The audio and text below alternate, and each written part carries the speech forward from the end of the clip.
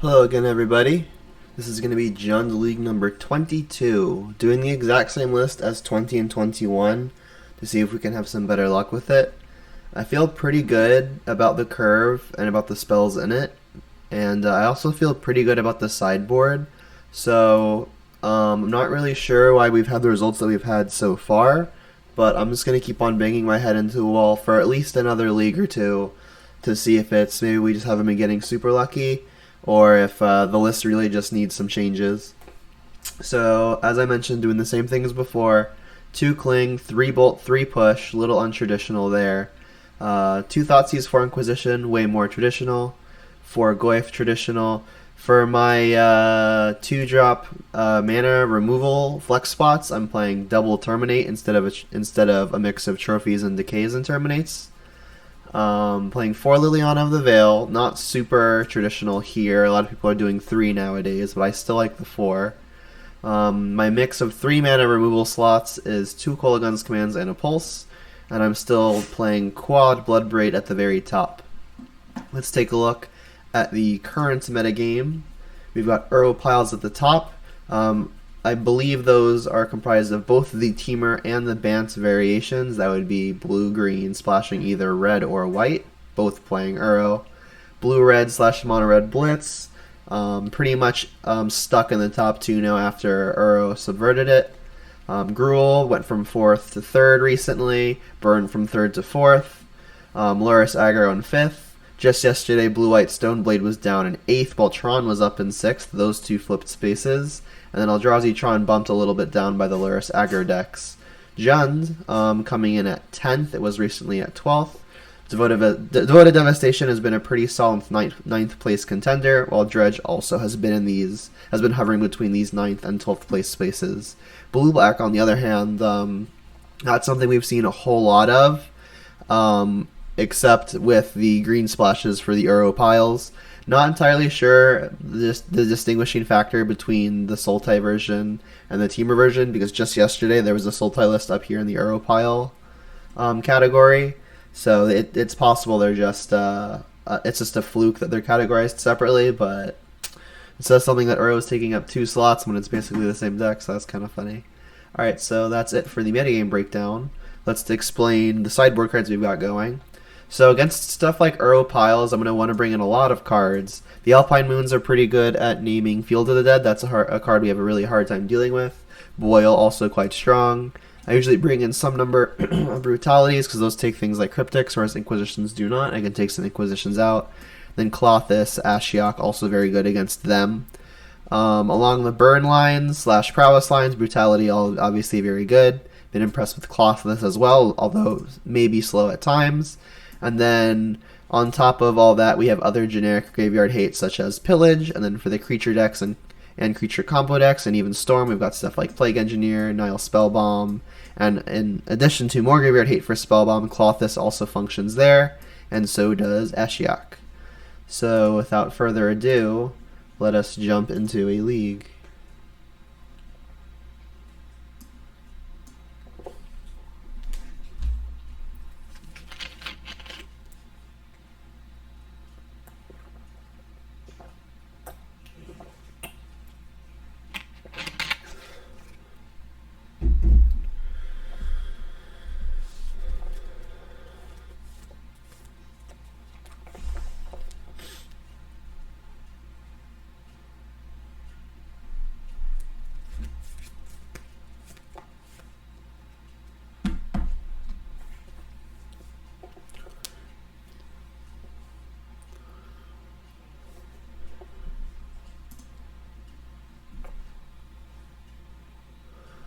What's up, Smarabito? You've been watching all the YouTube videos? That's pretty nice. I hope you've been enjoying them. Glad you can catch a live one. You caught it just in time, too. We're not even done with the match yet. Trying to get into this first one, but it looks like the opponent might not be showing up.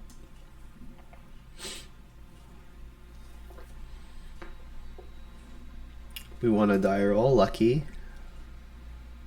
Sure. So this looks like turn 1 Blood Crypt into Inquisition.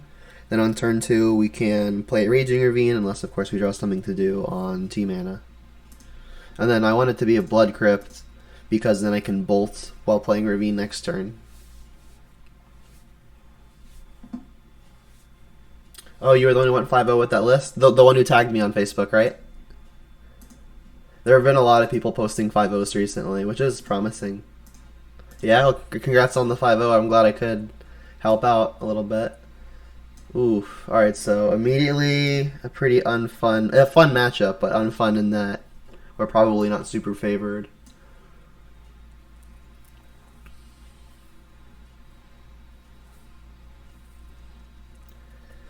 Let's take the Uro. I really don't want them to ramp into a turn 4 Teferi Hero of Dominaria. This also ultimately cuts off a card.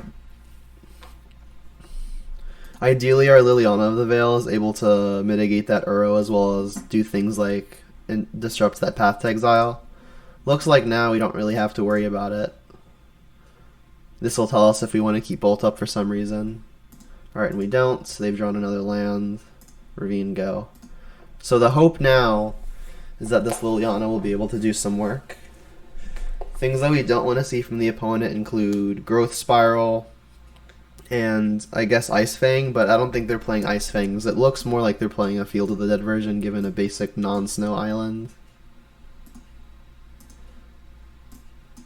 There goes the Misty. Alright, so really don't want to see either Remand or Mana Leak here. Renin 6 is a good one, but I'm pretty sure I want to get this Liliana down under Counter Magic, because the turn they play the Uro, I'm going to want to make sure I can get rid of it. And they're the Path to Exile Field of Ruin deck, so I'm going to try my best not to get basics where I don't have to. I can discard a Bolt here if this resolves, or I could just discard a Forest. Probably should discard the Forest given the presence of Renin 6.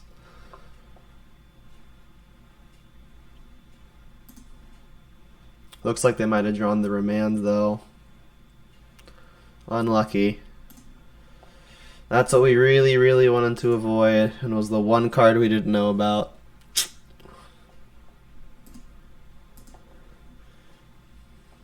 I mean, we're gonna go for it again next turn. All right, that's one of the new cards, so still one card we don't know about. Tarmogoyf not bad, but I'm pretty sure I still want to get the Liliana down. Pressure doesn't need nearly as much as than a source of card advantage. And I'll still just discard Forest. I may want the Bolt to help fight this Teferi. Alright, it finally sticks.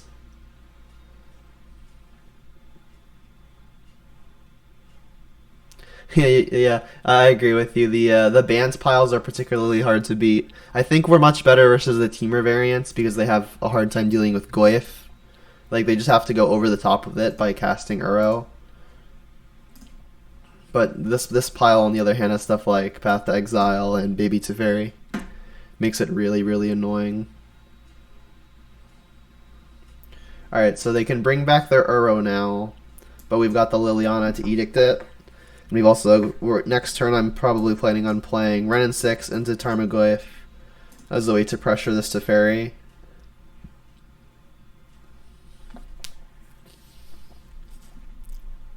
I think it was really important that we get this Liliana up to 4 before the Uro comes down. Like, this is still not great for us. They may get the Path to Exile back with the Mystic Sanctuary. They probably should, because that means they'll be protecting their Teferi. Worst case scenario, we can get an attack in with the Ravine to try to get rid of the Teferi that way, but it'll go up to 5 and we're only hitting it for 4. That's why I kept a Lightning Bolt. Also, Renin 6 can ping it to finish it if I really need to. Alright, so they did put the Path on top. Another Renin 6, not exactly what I was hoping for, although the first one will be welcome. So really gonna hope that they don't have Force of Negation here. If they don't, this will get basic Forest, and that will cast a Tarmogoyf.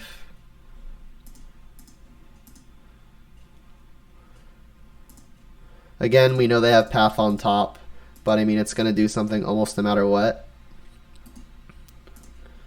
Argument to maybe just not even casting the Goyf maybe they end up discarding the path with the Liliana, but they wanted enough. They wanted it enough to put it on top, so I doubt they discard it anyway. Here comes the Tef.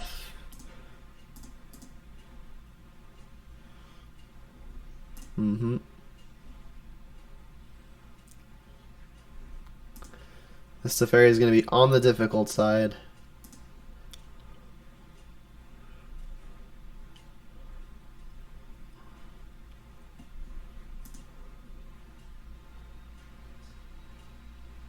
Blackleaf Cliff's pretty bad. Alright, I mean, I guess I'm just going to go to combat and see if they'll let me attack. I can hit it for 4 with the Ravine. I mean, I don't really have anything strong to do anyway, so I don't dislike it. The Teferi will go up to 2, which is unfortunate. Here, let's, I guess, plus this now.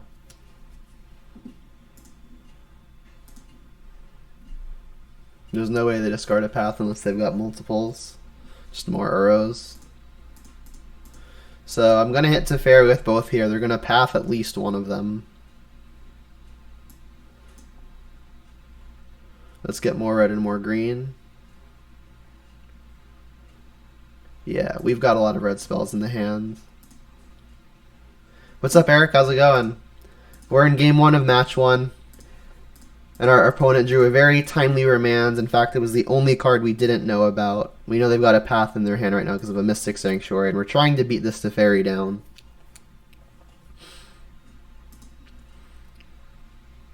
It's a tall order. Right, so one of these is going to get pathed. My guess would be the Goyf.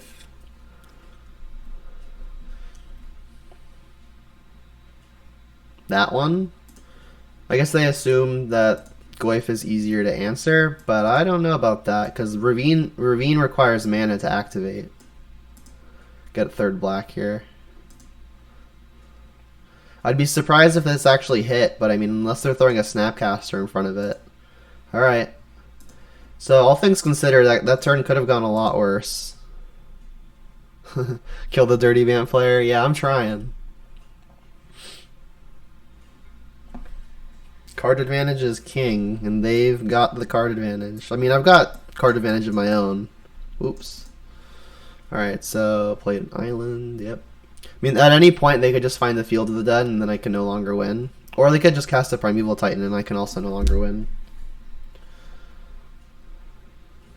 So they've got 1, 2, 3, 4, 5, 6 unique types, so they can get Field of the Dead and something, make 2 zombies. Or just get 2 fields, make 4 zombies, yeah. I'm drawing live to only Maelstrom Pulse, because I can pulse the zombies, Edict the Titan, kill the Teferi, but even then I'm going to have to deal with Field of the Dead still in play. What's up, Ian? Not going well so far, but it's still just game 1 of match 1.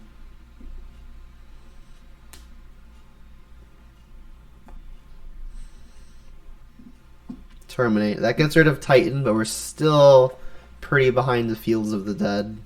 I can bolt the Teferi. Honestly though, I'm on 0 outs to Field of the Dead, so let's just save some time. Like, I can pulse the zombies, but there's no way that buys enough time while they're still at 18. Alright, so I like the Brutalities over Inquisitions because these things hit stuff like Cryptic Command, whereas Inquisitions do not. Clothis is good at getting rid of all the various Uros stuff, and also good at getting rid of potential Mystic Sanctuary targets. Love the Spell Bombs, love the Ashioks. Obvious reason of Uro, and then they can search for stuff with Titan apparently. Boil gonna be excellent. Pillage might be good just for Field of the Dead, but that is good. That is what Alpine Moon is for. Pretty nice deck size right now. Gonna have to fix that. Pretty sure I don't want to be playing the 1-for-1 game with Terminates. Bolt tends to be pretty bad. Bolt's be at best use, I think, is probably getting walkers down.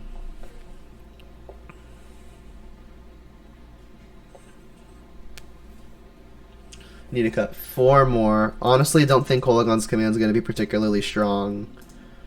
All of the removal is exile based. And then I'm also going to remove 2 Tarmogoyfs because, again, the removal is exile based. They shouldn't really have a hard time getting rid of creatures. And Tarmogoyf doesn't actually generate some amount of value. I think I'm going to roll with this.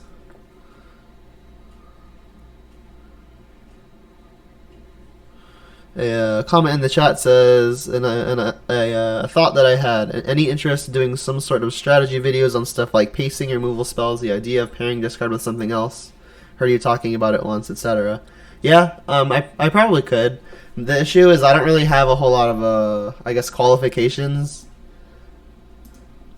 Like, it would just be, like, in some random viewer's eyes, I'm afraid I'd be just like a Timmy talking strategy, right? Like, no one has reason for my words to carry weight.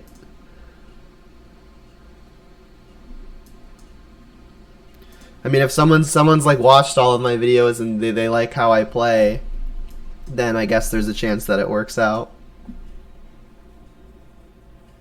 Yeah, I have cast Thoughtseize about 500,000 times, but I've cast Inquisition about 1,000,000 times. So I play twice as many Inquisitions as I do Thoughtseize. Yeah, Snapcaster. True. This is why I do what I do, yeah.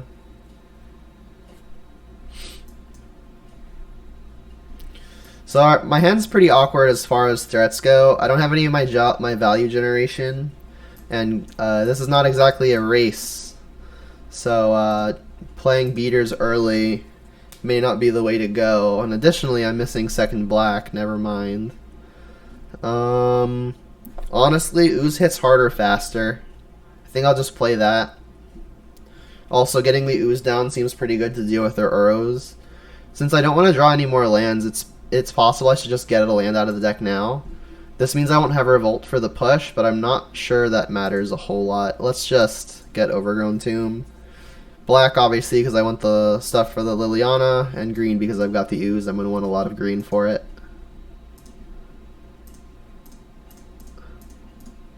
And they're playing Bant, not Teamer, so I'm not really afraid of this getting lightning bolted.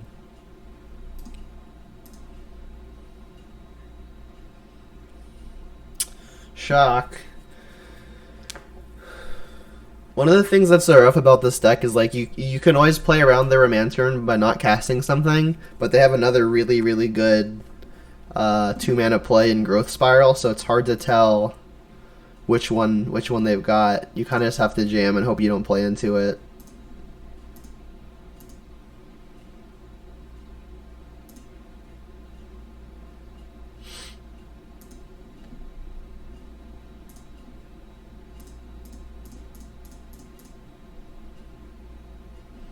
Then again, I still think this is a resource game, so I'm going to play my engine as opposed to just another beater. Don't quite understand this Path to Exile, the timing they did it. I think I'll want triple black before I want triple red. Like, if this resolves, then I could plus, and then if they don't plan on discarding Path to Exile anyway, I'm discarding a card without the information that my creature isn't going to live. So their timing was a little weird, I think. He said my mismatch terminates and ugly basics are killing me. Well, you can blame that on mana traders. That's just what they gave me. I didn't pick them.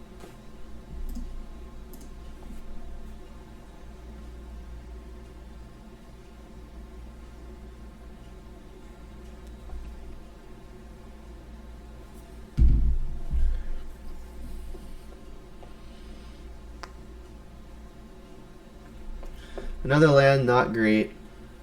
They've also got Field of Ruin, which is on the annoying side. So I think what's going to happen is I'm going to discard basic Swamp. I may want the Verdant to enable Revolts for my fetch to kill an Uro if it escapes. And then I'll play a Tarmogoyf.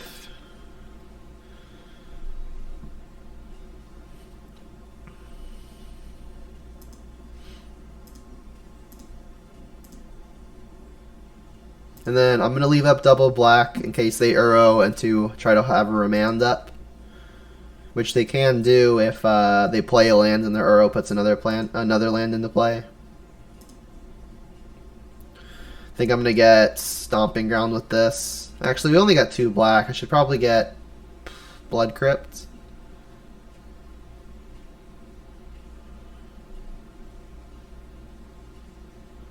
I'm currently in Gainesville, Eric.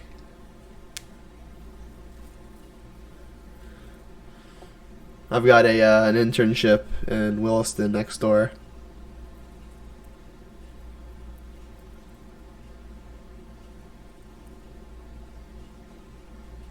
Being safe, of course. Masks, distancing, the whole 9 yards.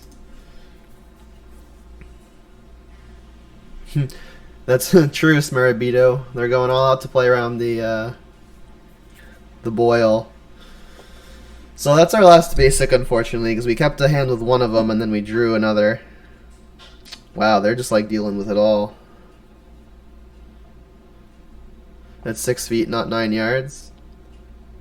Oh, I see what you did there. No, I was referring to the effort that the company is taking in keeping everyone safe, not the distance which social distancing occurs over. Very funny, though. Alright, so fetching there a mistake, because now I don't revolt on the fatal push. I wasn't thinking. Alright, and land pretty terrible. Come on, there we go. Yeah, I agree. I am also quite ready for paper magic again. And I also believe it will be a long, long time.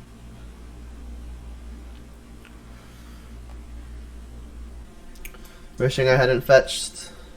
I even talked about on multiple occasions that I wanted to fetch for a revolt, but I didn't do it when it came down to it. Oops.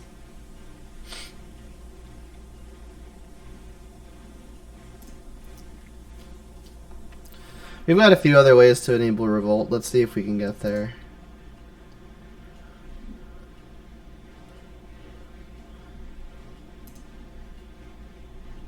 They didn't even put a land into play? Wow, they're bad at this game. A little late on that. I mean, I'm going to block with my Tarmogoyf and then try to push it. It's probably not going to work. I should be able to kill this Uro and then attack, and then I actually have a good board, but I did not do it correctly. Can't let this Uro stick around for more than like a turn. Every once in a while I forget that it triggers when it attacks too, and I just feel terrible. Alright, well. Can't revolt the Fatal Push even with that Teferi in play.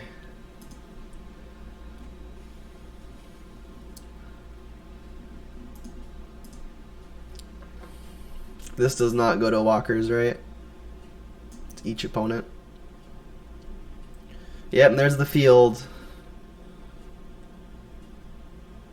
We've got only lands in the yard. I mean, we drew the moon. We're still gonna die to the Uro, though, unfortunately.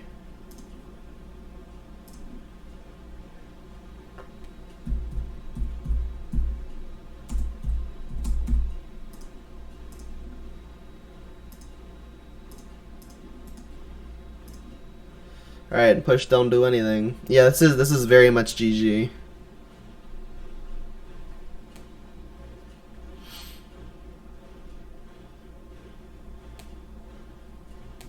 Yeah, this is kind of like R&D mistakes tribal.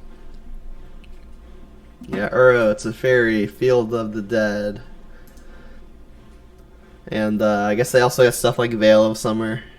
Pretty brutal. It's a lot of really powerful stuff. They even had Oko for a while, but there wasn't a whole lot of time where that overlapped.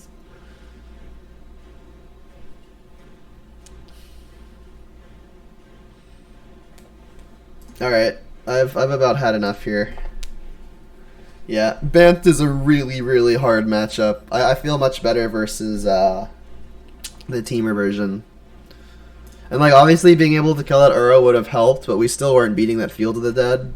I mean, we had our enchantment, but then they have the Teferi to bounce it, and then they can just get 2 or 3 zombies the turn it comes in. And then rinse and repeat. getting rid of my Tarmogoyf isn't going to be a huge issue for them. Sounds good. Missing a bit of pressure.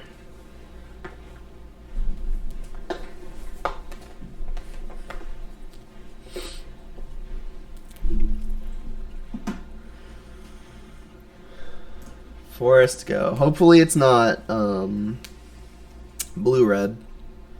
Or not blue-red, red-green.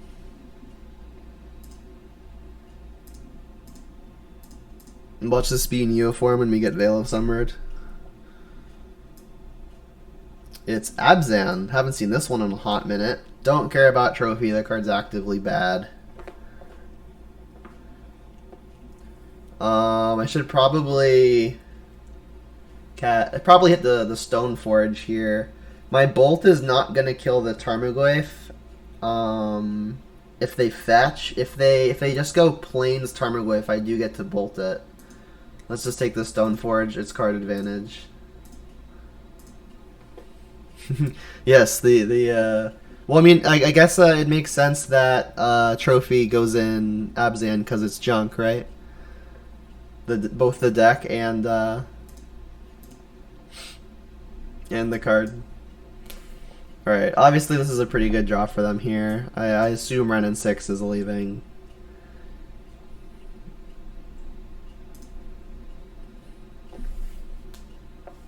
If they go Plains Tarmo, I get to go Ren down ticket. Well, remember Renin 6 only does 1 damage. We have stuff in the yard. They didn't take the Renin 6? I mean, I guess they assume that they've got Trophy and that'll be good enough. Alright, so let's play the Verdant because I can actually get value with the Renin 6 that way. And like if they Trophy this, like I'm kind of okay with that. I currently don't have a way to use the extra mana, but it's still really risky to do so, like if I'm the opponent.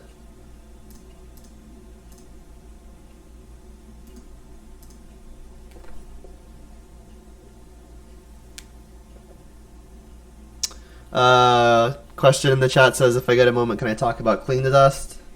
Yeah, I mean it's everything that you've mentioned: life gain, grave hate, and a cantrip. Cantrip is probably the worst mode on it, in that it's the cantrip part of it is kind of the fail rate. It's like when you have nothing else to do with it, it's something to do. Sure.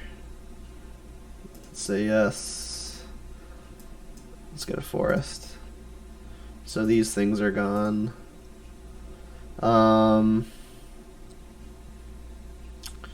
They know about a Verdant. I'll just play that. So I really like the Clean the Dust. It's not the kind of card to win a game for you. It's the kind of card to ensure that your opponent doesn't win the game. Because it's really good at sniping things like Uro, for example. It's pretty good at getting things like Cling to Dust. Getting things like Mystic Sanctuary targets with your Cling to Dust. It cantrips simultaneously. Not if you hit Uro because it's a creature.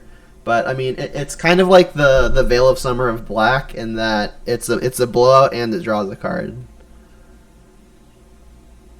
All right, let's push this off a cliff. Oop, not with that one. Not with that one. And like right now, we're gonna see the fail rate. I need some sort of pressure, so I'll just Cling to Dust something random. Not a creature because that won't draw a card. I would get Stomping Ground here, but we've got it. So let's just get an Overgrown Tomb. If I draw an Ooze, I'm gonna want a lot of green.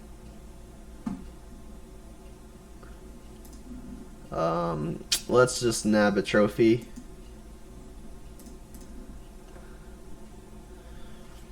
So I mean, yeah, the fail rate is that we draw a card, and then in the long game, this is gonna draw us another card.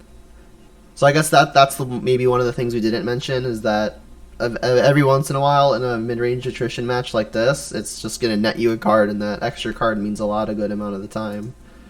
All right, Thoughtseize is not going to be good past this turn, assuming they've got something I can even take. What did I cut for it? Not a lot, really. There are a few flex spots that exist, and I kind of just used my flex spots for it. Some people are playing are playing Seasoned Pyromancer, but that's a lot of threats. I don't know that we need that many. Like, they're playing Seasoned Pyromancer on top of 2 Ooze, on top of 4 Goyf, on top of 4 Bloodbraid.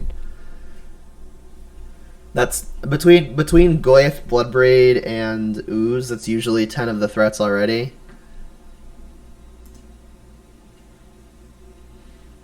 Alright, they're a Path to Exile deck, so I would usually avoid wanting to get my basics. But we've still got all 4 of them in there.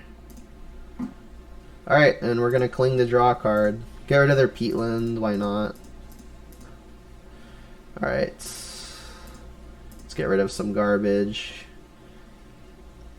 Can't ever return these. Let's leave a land in the yard in case we hit. Actually, you know what? Let's get rid of Thassis. It doesn't matter a whole lot. Alright, Inquisition still kinda dead. Another redraw, you say? Let's just redraw.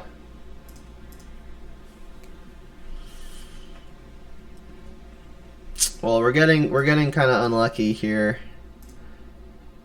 All right. So if we draw Inquisition, if we draw like a Tarmogoyf, we're gonna want to play it. So, or we're gonna want to Inquisition into the Tarmogoyf. So how should I tap? Probably like this. All right. Well, Kolaghan's Command's good too, just not yet. What's up, James? Ian says, "Who are you with? Was I with you when you're getting your fatal push assigned? The artist got offended when someone said it was a cliff, and he was all, it's quite obviously a skyship." I was not with you when that happened, no.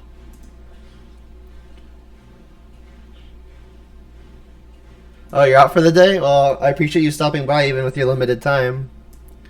Speaking of limited time, we're giving an opponent more than limited time. Alright, so this Inquisition actually not going to do a whole lot. They haven't played anything, so it's possible they're just sandbagging removal. But I also want to get cards in the yard so I can just Cling to draw again. Alright, so if nothing else happens, we're just going to Cling to draw again. The second Cling doesn't really mean so much, so I'll just play a Blackleaf Cliffs, I guess. I guess I should play the Mire. It puts another card in the yard, so I could keep the other Cling in the graveyard. Additionally, this gives me the option of bolting and activating Cling, or yes, escaping Cling.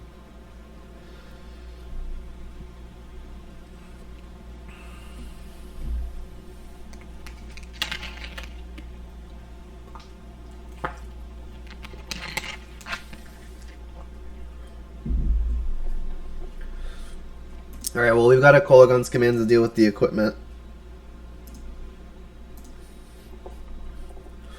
Let's see if they play their land, then we can just like shock this and have them discard it. Is escape cast? It is cast. You cast it from your graveyard. And an additional cost is paying the actual mana cost. And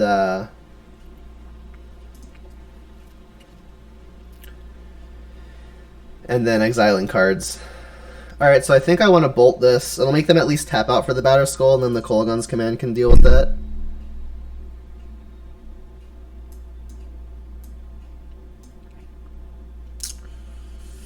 I mean, I don't want to take any extra life if I can avoid it. Let's get this out of here.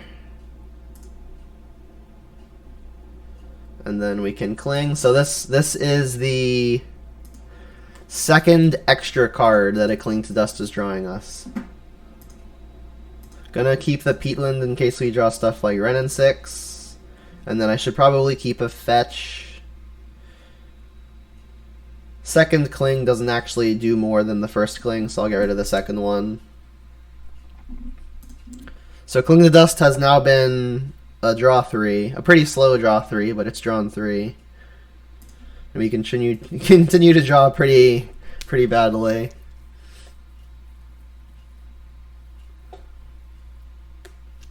I mean, this is the spot where a Seasoned Pyromancer would look pretty good, right? But any threat would look really good.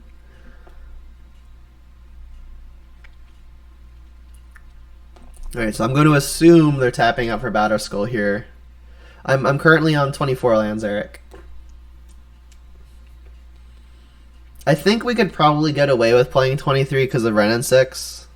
Like as long as you have 2 and one's a fetch, which there are 8 fetches, then you kind of can free roll it. Alright, so they smartly keep the swamp in hand to defend whatever their second better card is.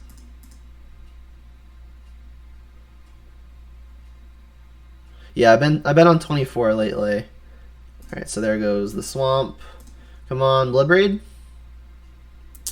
Well, if I'm gonna draw yet another land, I guess I'm happy it's that one.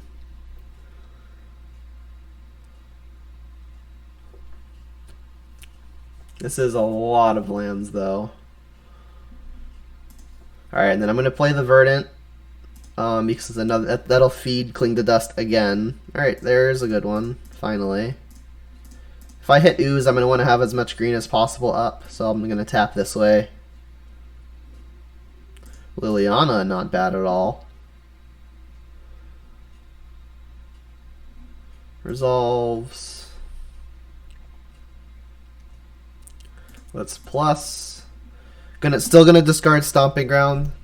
We're gonna get to Cling to Dust yet again after both discarding a card and putting the Verdant into the yard.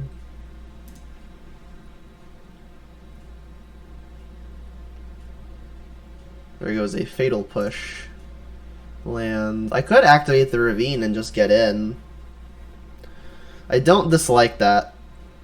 I should probably press my advantage while I'm ahead.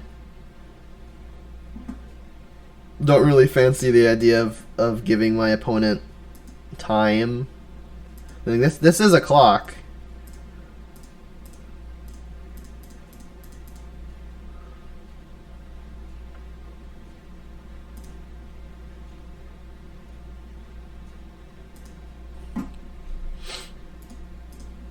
Jam.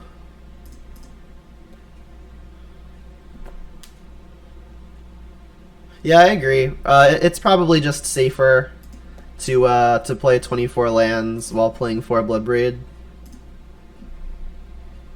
You're hoping they play Rhino? If they Rhino here, we'll just Liliana minus it. As long as they don't draw 3 Rhinos in a row, we should be fine. Oh, sorry to hear your internet is having issues. I'll see you later, I guess. Alright, well, Lingering Souls is pretty bad for us here, clearly. We can push one of them, that's not ideal, though. We can Edict another, also not ideal. We can Edict into Edict. Alright, let's just attack and then see how they block. Is the second Rhino stapled to the first one? No, but they do travel in herds.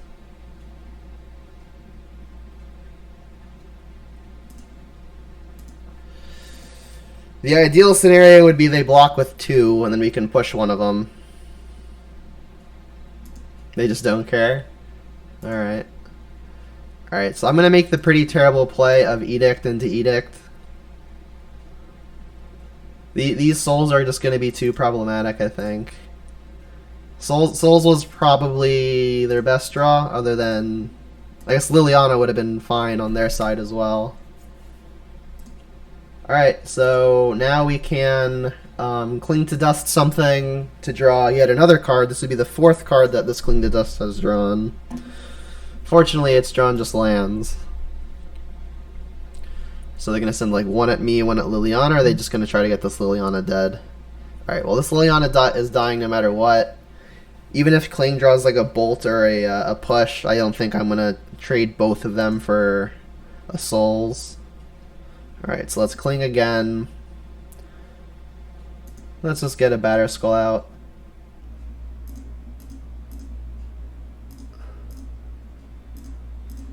Alright, and then it kind of doesn't matter. Let's leave Ravine and Peatland for our Ren and 6s. Alright, this Cling has drawn 3 lands so far. We actually did end up drawing a Bolt. Let's just untap for info. We may want the Bolt to win a race.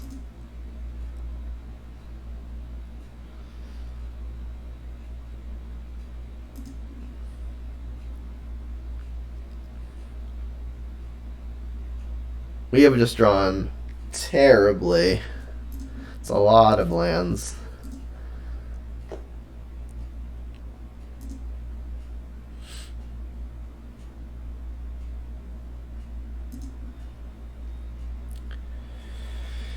And despite the fact that Liliana is a possibility from the opponent, should I play this land? I think I will, just because it costs a lot of mana to Cling to Dust and cast other spells.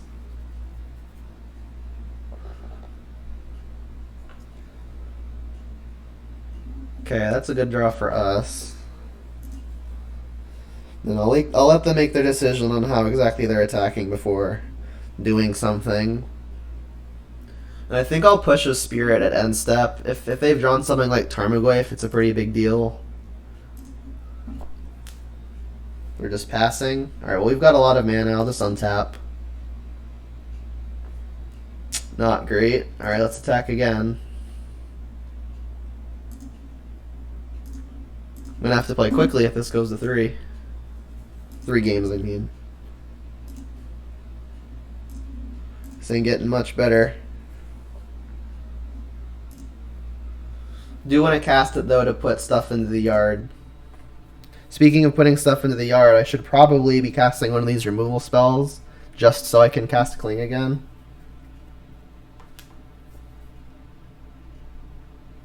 And there's the Goyf. Alright, so let's let them decide how they want to attack. If they attack with both spirits, we just win. They don't attack with either, interesting. Alright, so let's push a Goyf. And I guess let's cast a Cling.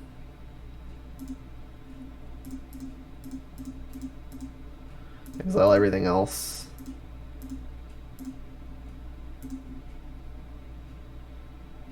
Goyf of our own, finally.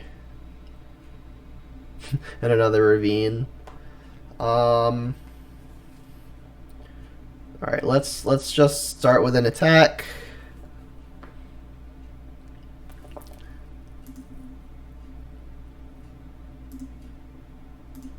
So yeah, Eric, this Cling to Dust drew us a total of 5 cards. I mean, we've flooded out obviously quite a bit.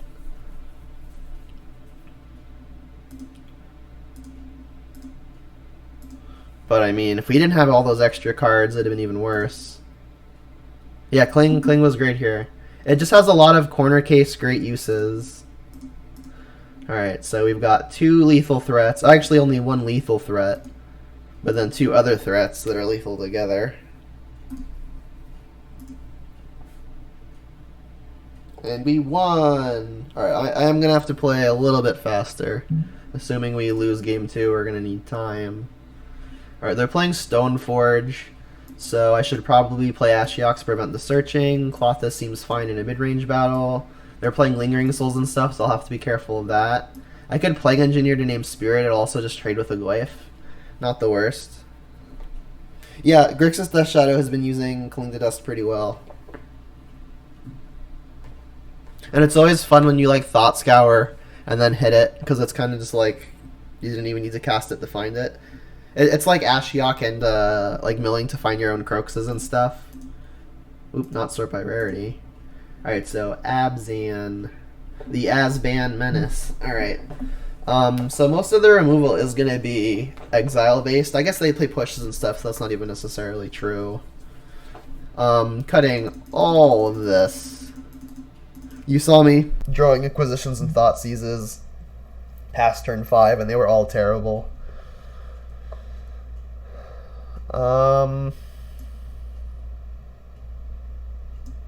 Need one more cut. It's not going to be any of these, although Liliana does get worse versus Lingering Souls. Still fantastic versus opposing Goyfs. Thinking about just cutting a Tarmogoyf. It's not really going to be a damage race in the first 6 or 7 turns. I think it's going to be whoever can draw 3 first. And Goyf doesn't really draw 3 super well. Let's do this. I could see an argument for like cutting a Bolt or something. Bolt doesn't kill a lot.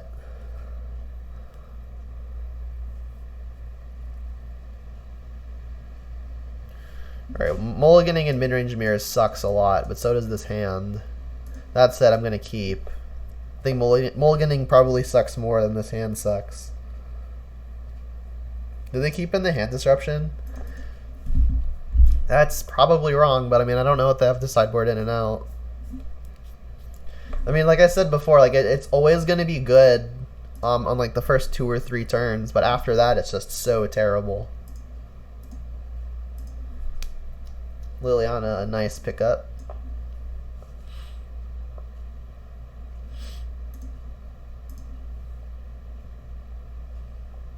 Please don't Stoneforge me. A Batter Skull on turn 3 is actually something I'm not really equipped to deal with. If this is something like a Goyf, then fine. Alright, it's the Forge. So would love to draw a way to kill this. Feast and Famine, huh? Yeah? That's not a way to kill it. I mean, they can put the sword in, but they won't have anything to carry it yet. Do I ever cut a land on the draw in these kinds of games? I did yesterday, actually. When I played against Bant, I cut a land. Possible I should be doing it here, too. They're attacking with that? I mean, I guess that means they're just casting the sword, or they have another threat to play. They know about second Plague Engineer, so it's probably not Lingering Souls. Okay.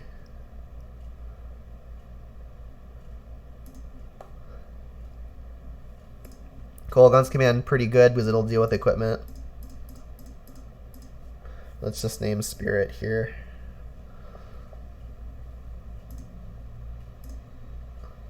I mean, maybe it could be bait. Like maybe they've got a path and they're going to flash it back, and then the logic there is that they have pretty much whatever they want to carry a sword. But I was not expecting them to just cast it into the thing they knew about. I mean, it's still a tempo play, right? Like they used their turn casting something, and then I played my thing and just negated their entire turn except for an attack for 1.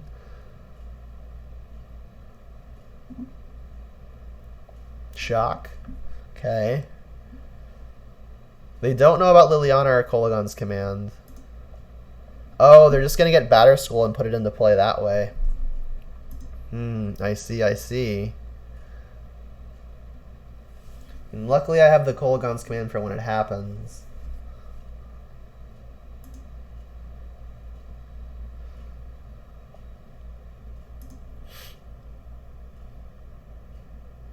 Another Bloodbraid, not bad. Still think I'm going to want to K-Command this. It's going to be really annoying long run. Like, I can't even attack with the Bloodbraid anyway, because they'll just flash in a Batter Skull and block. And then I'll use the Kolaghan's Command to also kill a Stoneforge, because it'll make future edicts better if I can clear the board. I mean, they could just go play a land and then play a sword, equip a sword, attack, but I've got Liliana to deal with it unless they can like get creatures back. And I have to do this now so they can't just bounce it to their hand.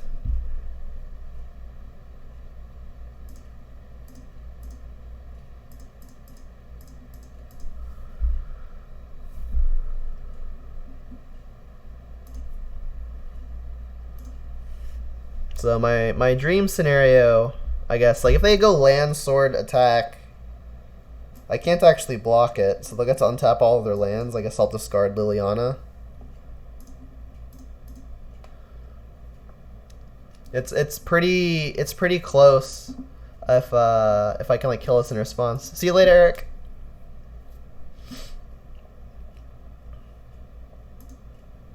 So ideally they don't have another creature to cast after I don't block,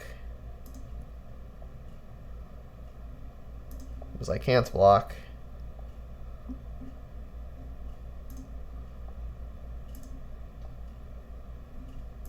Lingering Souls isn't exactly a valid play. Well, I've got the Plague Engineer in play.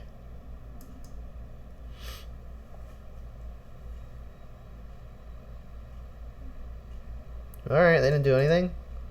I'm gonna get to Liliana this thing, hopefully. Overgrown Tomb.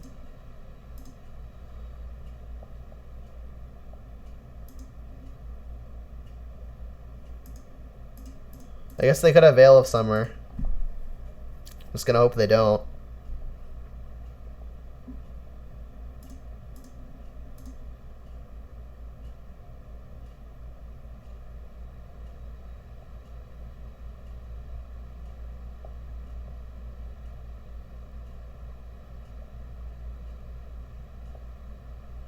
What's up, Aranarth? What is happening here? Oh, they're gonna make a 1/1 and then sack that. Brutal. Now their souls are gonna come back too. Yikes, yikes, yikes. Alright, well, I'm not gonna play the land because they're gonna make me discard a card, maybe. Although, I guess I could plus, because then they kind of have to attack the Liliana, or I get to Edict again. But Edict doesn't really mean a whole lot when they've got a Souls in the yard. I mean, it makes something like a Pulse alive, alive decay, alive draw. So yeah, I guess I'll do it. Oh, I already did. I Edicted. Haha. Yes, this is true.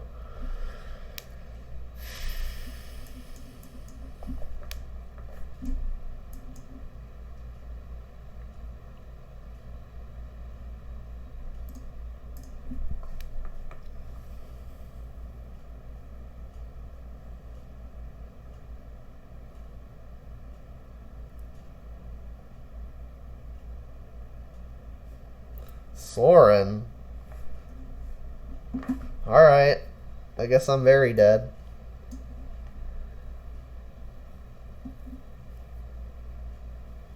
So, I mean, if this Bloodbraid hits something that can deal with either sword or the creature itself, we've got a shot. But, I mean, they get to play Lingering Souls here, so they're just going to be able to re-equip the sword if it dies. We're going to need to be able to deal with the sword specifically. Alright, I guess if I hit Ooze, I'm going to want green available.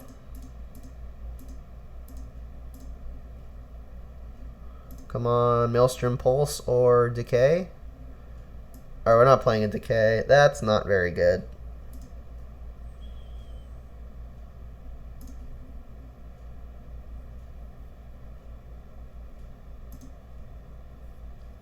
Alright, we're going to have to discard this elf too. I want to have time to play a third game, and I can't beat the sword anymore.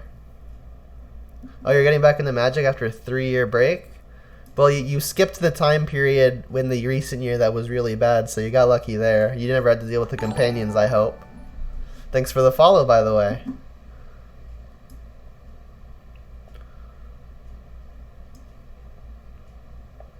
I think I still like this configuration.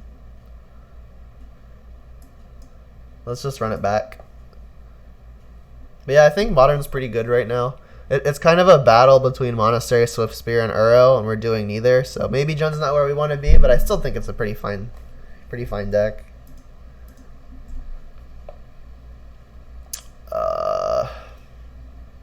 Yeah. Pretty awkward that the Swamp can't cast the Wren. No companions for you? Good job. You picked your timing wisely. Yeah, the companions were kind of a mess. They've got their discard on turn 1. Our hand's great if we can draw a non-black land. I guess, well, now it doesn't matter. Alright, so let's just get a Stomping Ground. We'll be able to cast pretty much everything. Have this enter tap. Let's say okay. Black Source. Well, we can do that, so that's good. How's Jundin Modern? Oh, I just answered that. I think it's good. It's currently, I think, before these videos start, these are recordings, and before the recordings start for my YouTube channel, I usually do like a metagame recap, and I think Jund was like 10th most popular right now. Which for a format super diverse, 10th is still pretty impressive. The top 6 or 7 have all been pretty locked in at the same 6 or 7, just like moving each other around for like about a month now, I guess. But yeah, Jund's fun. It's probably one of the harder decks to play. And some people just like easy wins. Goose. Honk. Alright, let's draw a black source. Oh. I really don't think you're supposed to keep these in. But I mean, they're drawing them only in the first 3 turns, which is when it's good. There goes the Ashiok. Yep. Alright, well, let's just cast a push. Don't feel like letting them have extra mana. This also makes Goyf chonky. Wow. Didn't realize neither of those types were in the yard yet. Smack ya. You always played Junk, Jund, and Elves? Yeah. Those are my kinds of decks. I played Abzan for a while. The first time I ever did well at a competitive event, which was just like a local PTQ, was playing Abzan. That's bad for us.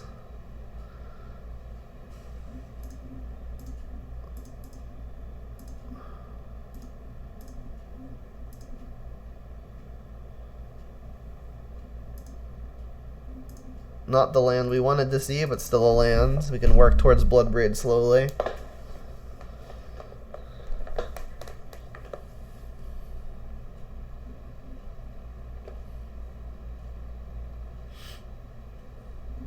Alright, well, we can push that. Goose. We don't really care about the goose. Goose doesn't actually impact anything, and there are 2 creatures in the yard. If I were the opponent, I think I would have just eaten stuff now to get the ooze out of bolt range. Alright, so we need untapped land into something good with the braid. I mean, as the board sits, I'm not super afraid of a goose. Alright, there's untapped land. So we've got double red, we don't have double black, and we'll want lots of green for oozes of our own, so this looks like a recipe for Overgrown Tomb. Yeah, you still want to sling some Siege Rhino? I do not blame you. I started playing Magic when Siege Rhino was like the best card in Standard. Alright, well, I guess we're killing a goose. So we're ahead for the time being, but the opponent's got lots of insane draws like Lingering Souls and Stoneforge. So I actually don't think we're even ahead per se. We've got some good draws too. I don't know why opponent got Triome here. Like, that land cycles, and you're in a top deck war effectively.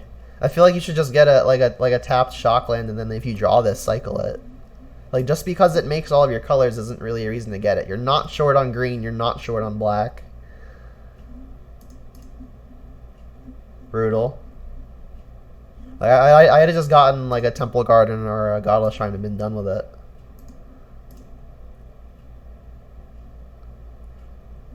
Alright.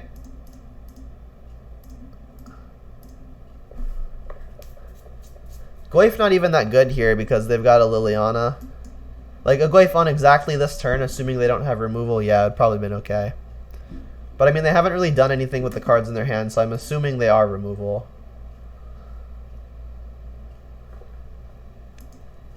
I just need to draw Running Blood Braids or something. Just, right? Alright, so Ooze is not bad. Can we take anything out of the yard type-wise? We've each got a Walker. There are lots of sorceries, lots of creatures, lots of lands. I mean, there are only 2 Walkers. I can take Walkers out of the yard as soon as this turn if I want to eat one with Ooze. Don't want to hit a creature because I want to eat it. Let's just get their Liliana out of here. And their food is going to do well at making sure this Clothis doesn't actually threaten them. And they didn't plus their Liliana? That's strange.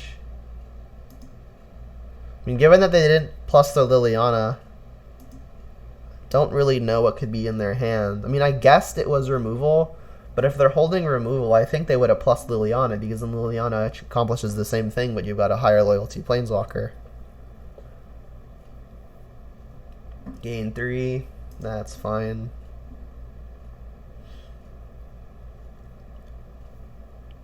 What's up, Poisonly?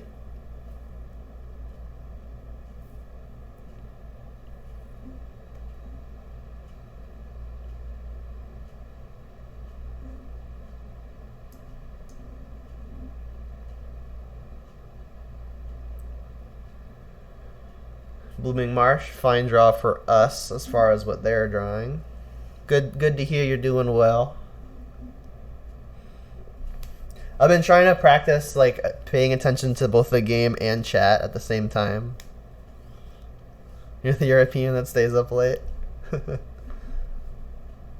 What time is it for you? You guys always know what my time is because like I don't turn this taskbar off.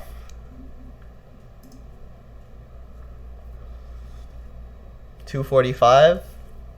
That's pretty early. Or late, I suppose. Yeah, AM, I know. You mentioned that it was late, and then 2:45 is pretty late. Oh, 2:45 where you are too. Cabs kind.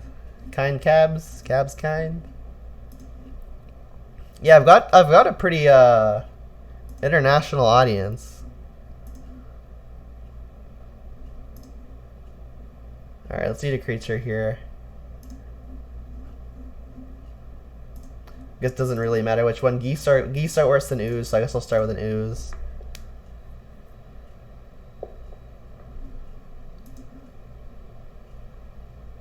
Ooh, Liliana's good. Alright, let's go after an Inquisition. I could get after my Ashiok, which will shrink their Glyph, but now I've got the Liliana for Glyph, so that doesn't matter as much. I think I want to just reduce their graveyard. Alright, let's leave up a green for the ooze. Let's get your Glyph out of here.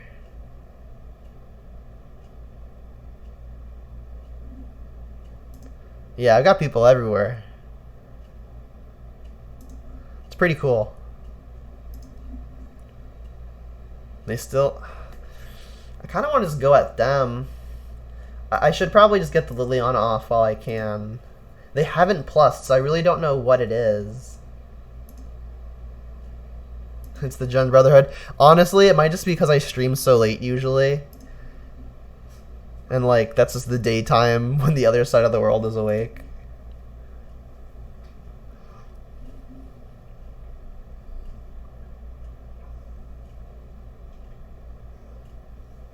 Batterskull.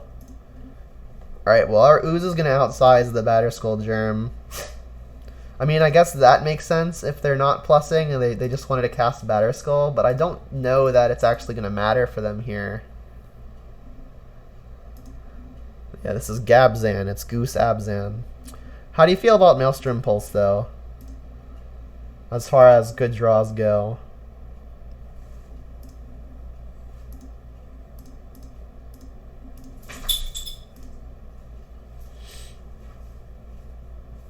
I don't really think we needed a good draw, but it sure feels nice to hit it.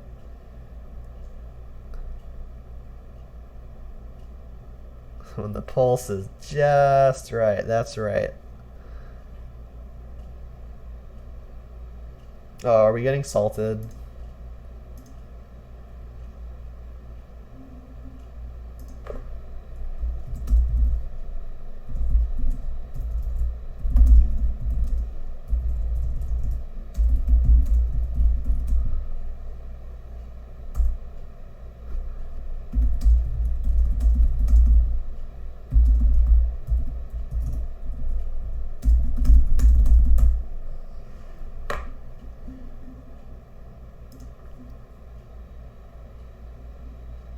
Yeah, I think the opponent's right in assessing that the ooze doesn't really... Their Batterskull doesn't actually do much here. Like, any removal kind of gets rid of it. Bolt doesn't, but pushes do. I mean, we've already used 3 Fatal Pushes, so I guess the odds we got another are kind of low.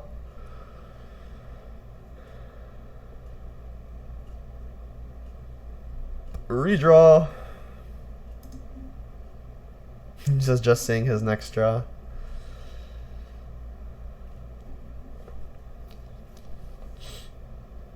Liliana?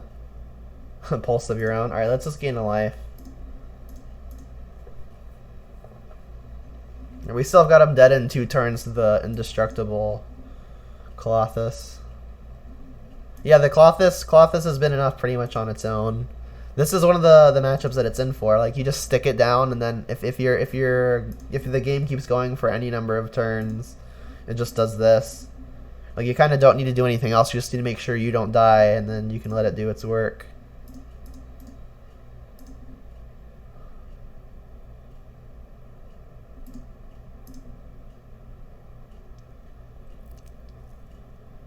We did it.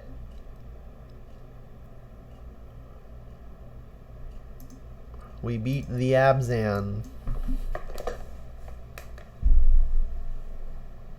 Yeah, here, I'll pull it up for you. It is, where is it? Right here. It won't let me expand it. Oh, there it goes.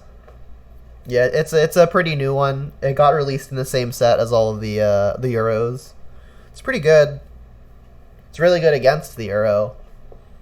Also against the aggro, the life can matter. But at 3 mana and then not doing anything until your 4th turn, it's sometimes just too slow.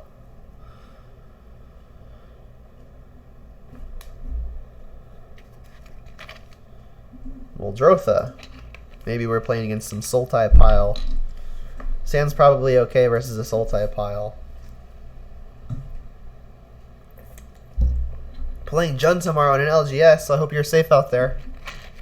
Got a crazy world.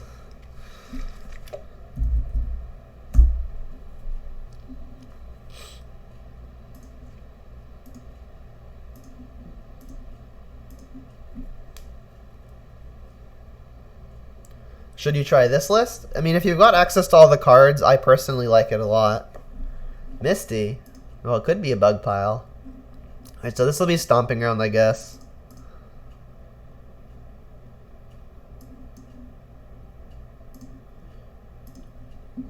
Yeah, I mean, I like the games that this deck generates. Your wins will not come easily, unfortunately.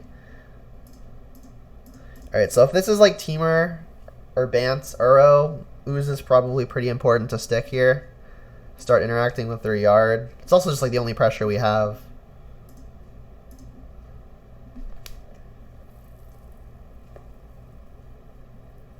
Yeah, I agree. Jun's definitely the kind of deck I also enjoy playing. I like having to earn my wins. Hey, it's a bug pile after all, and they're playing a Boro. A Boro is I've seen a few times in the Uro decks / Field of the Dead decks, because this is always a land you could replay for your Field of the Dead. Alright, let's I guess get more green sources in play and attack. I don't suspect they have anything to deal with this Ooze quite yet. It could be a push though, I suppose. Bam, hit you for 2. Go. So I'll get Overgrown Tomb at some point. Gonna want a lot of green. Growth Spiral, that's a dirty one. There's Sultai Uro, Teamer Uro, and Bant Uro. Every single kind of Uro you can have. Yeah, I mean, Muldrotha Sultai, I did call it, right? Oh, it's Bant Wilderness Wreck? Interesting.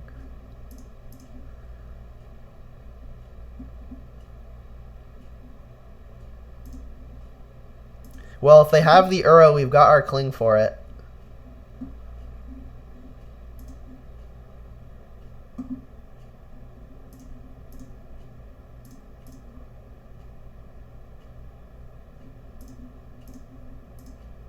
We've also got the Grave Hate for it.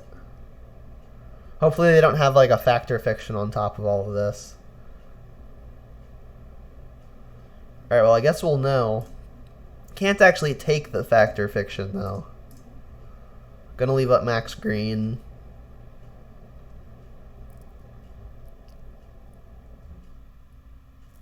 I think I like playing against Sultai more than I like playing against Bant. This is not what I thought it would be at all. Alright, well we can play around Shadow of Doubt. It just cycles. Remand is probably far more annoying.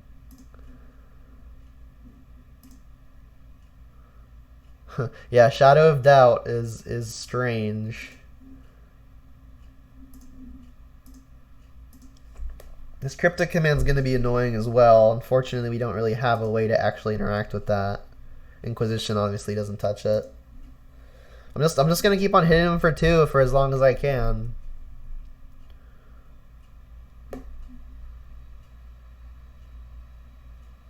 Cycle the shadow. Yep.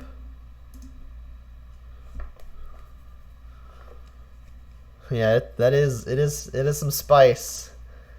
Oh, they drew a push? That's stupid. You're stupid.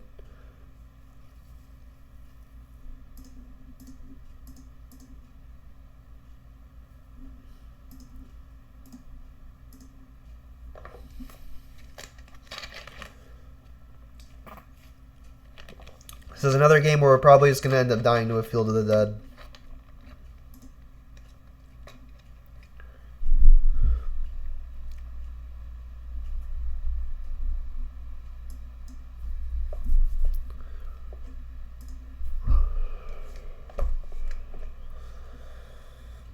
Should probably just get our redraw in. The issue is they're going to have Cryptic up every single turn now thanks to their Wilderness Wreck.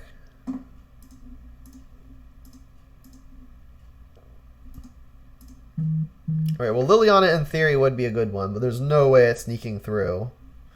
Backup one makes it a little bit more likely. I mean, I'm going to play it. I've got actual nothing else to do.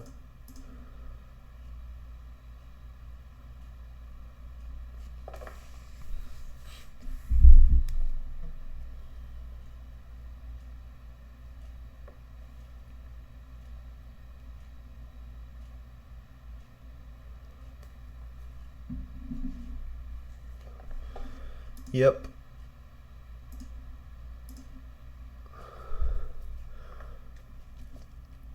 I think this matchup gets much better for us after the sideboard.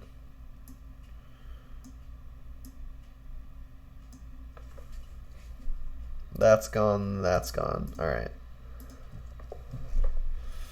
And then maybe I should just go for the cycle on a Peatland.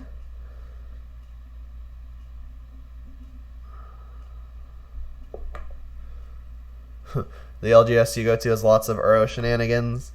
Yeah, I would put Uro in the shenanigans category, but it's good shenanigans as far as competitive stuff goes.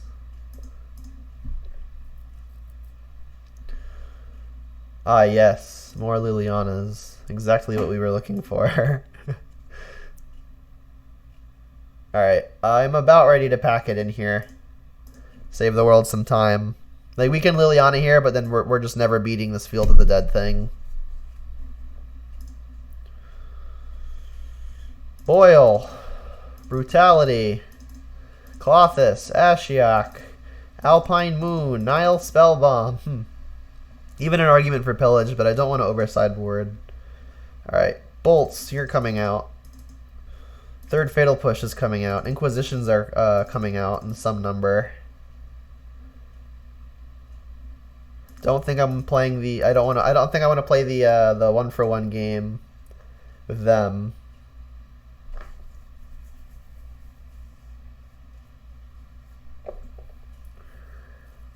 What I want to take out now is a little less clear. Probably just Goyfs. It's still not a race, but like I also want to pressure them. The removal is Fatal Push based, so I mean dealing with the Goyf isn't really an issue for them. But I mean, sticking some early pressure could be good. I think it's best if I just like have all the multi-for-ones in. I'm bringing in another threat in Clothis, so I'm actually just -1 on threats after boarding out Tarmogoyfs. It's not a lot.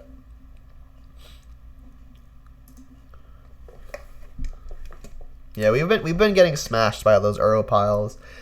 Maybe it's time to just play Ashiok in the main. I've seen people do it, and it's been pretty effective. Free wins are free wins. Yeah, it sounds great. I've been liking Alpine Moon. Yes, I've been loving Alpine Moon. I like how it interacts with Tron in the same way that Damping Sphere would, but it also turns off Field of the Dead. Additionally, when you're playing things like Bloodbraid Elf, making your Cascade actually cost mana can be pretty backbreaking. I did have that come up. I beat a Tron opponent, and I think either League 17 or 18. where I cast Bloodbraid on turn 4 with a Damping Sphere in play, and I hit a Thoughtseize and was able to take their payoff. Sorry, I didn't have the Damping Sphere. I had the Alpine Moon. I did not have the Damping Sphere, or else I would not have been able to take their payoff. And like I really wanted to Bloodbraid on 4 because like versus Tron, you can't give them any time as soon as you have the land take, because they'll just cast their stuff eventually. So I really wanted to start attacking for 3.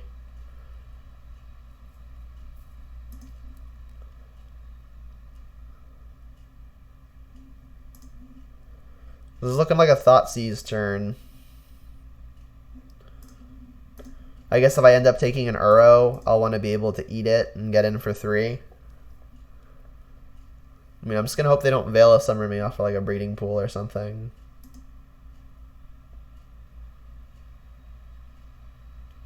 Alright, well, it's not Veil of Summer.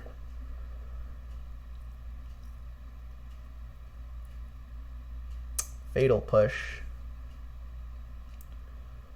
Yup.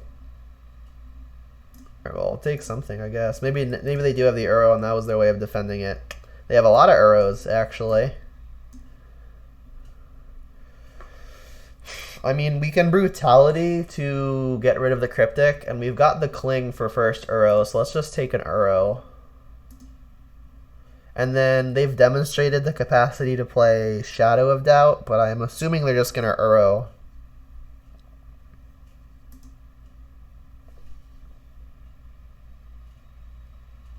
Well, let's just Brutality now and take the Cryptic. Because then the turn after we can Boil. Assuming it's good by then.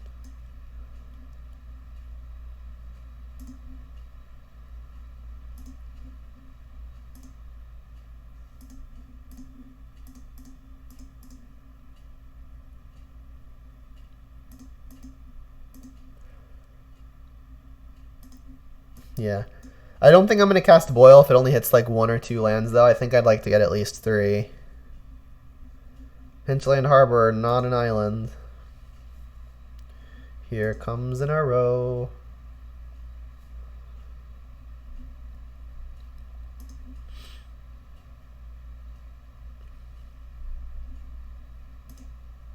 So if we Boil, we're only hitting 1 land here, which doesn't seem particularly appealing.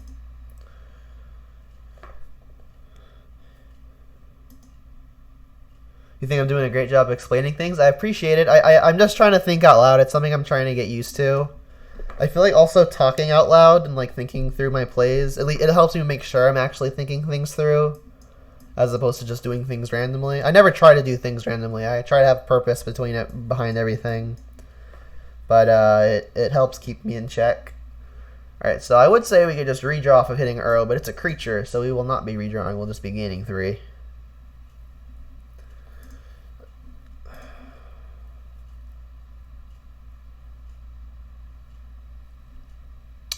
Looks like just land go.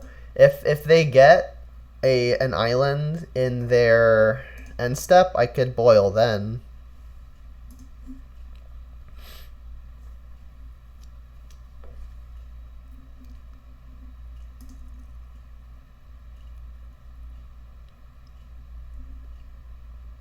That didn't give me priority. And now they get to cast Uro? That's stupid.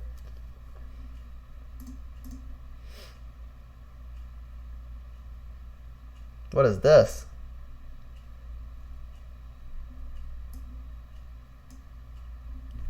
I mean, I guess I'll Boil now. That way they don't get a bunch of zombies.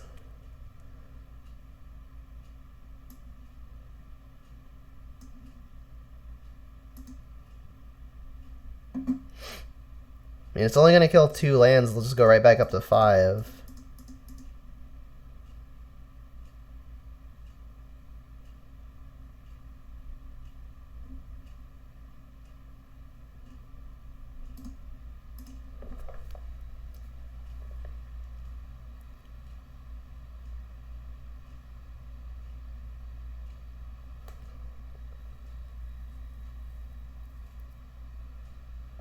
Yeah, I've had that end step trick mess me up before. I don't know how to actually do it because I have the stop set up.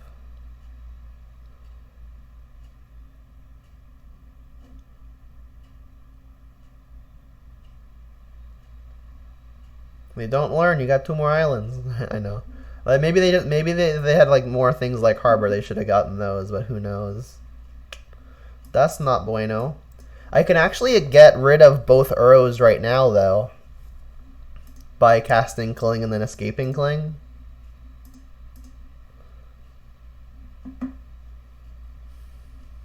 Hopefully that buys me enough time. I mean, time is not always the thing that I want versus this opponent, but it's what I've got right now. Alright, so I guess Stomping Ground. No, I want triple black. I've got Mire, though. Triple red doesn't matter as much. I would get black and green. I guess I still can. Yeah, let's get a Tomb.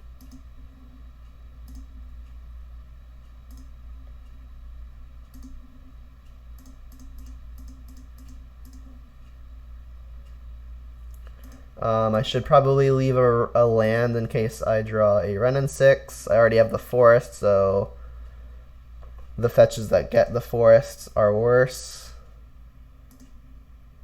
Done. Go. Alright, I mean, I've dealt with their Uros. They're still a turn away from Field of the Deading, but they can still Field of the Dead in 2 turns. Not great.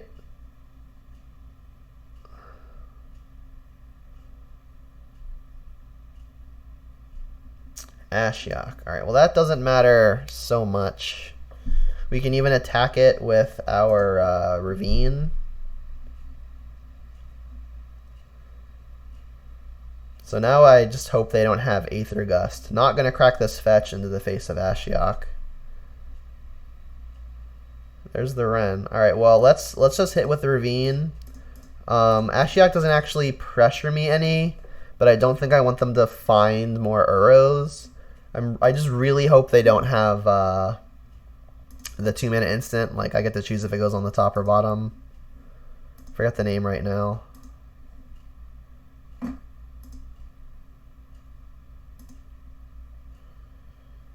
Alright, it worked. And they did miss a land drop, too.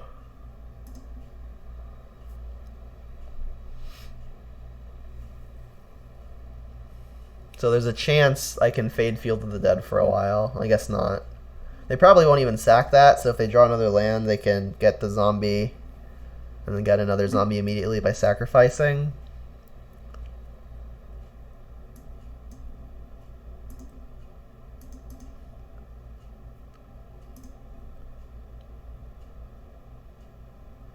Bloodbraid, I mean, starting at Bloodbraid is not a bad place to do it. Gonna leave up max green in case I hit Scavenging Ooze.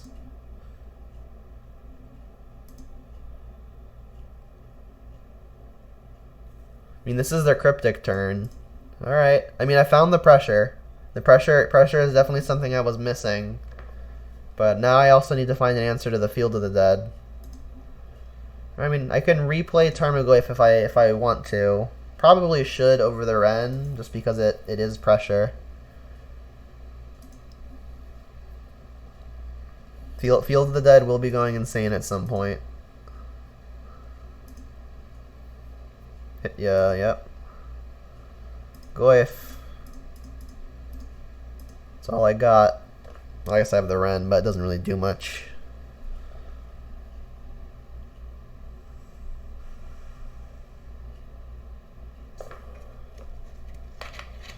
Mystic Sanctuary for Cryptic. They didn't actually have 3 islands in play. Zombie.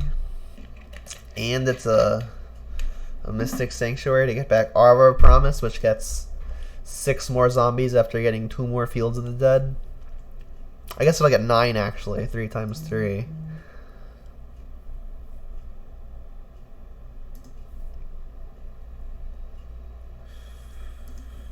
Gonna need like an Ashiok or something.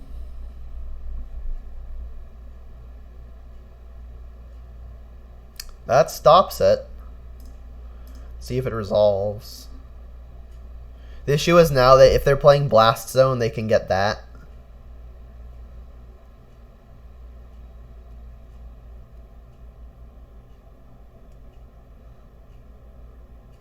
Don't counter this. Scry 2. Scry 2 is fine.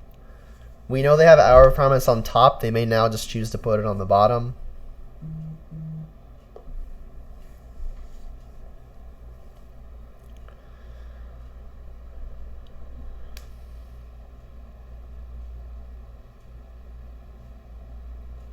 So I guess they're not playing a Blast Zone. So they would have had a way to tutor for it. They put top. Alright, so this is an easy Field of the Dead. Field of the Dead name. Field of the Dead. Boom. Bang.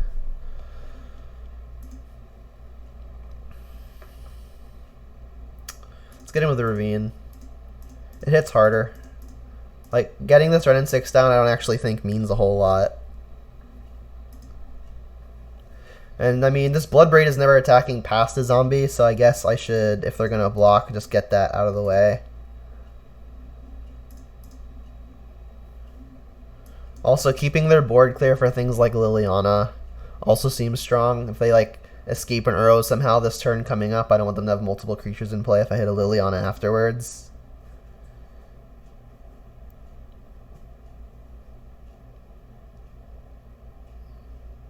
Gotta push too. Rude. Yep. And killing the Goyf I think makes sense here. Like if I want to hit with the Ravine, I actually have to sink a whole bunch of mana into it.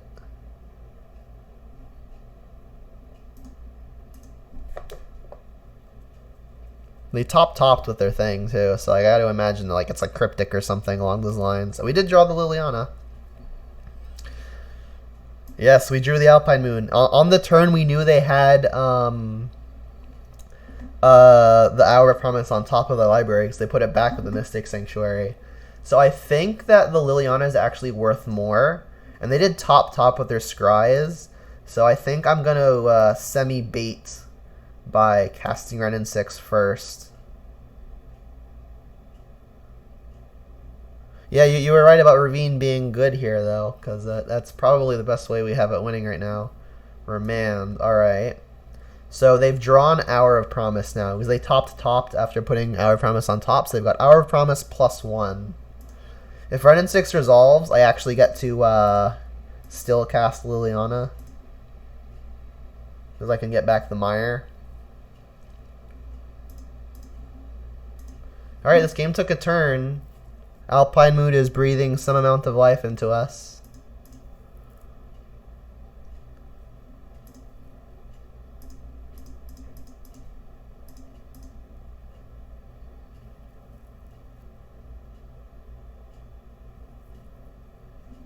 Cycling, yep.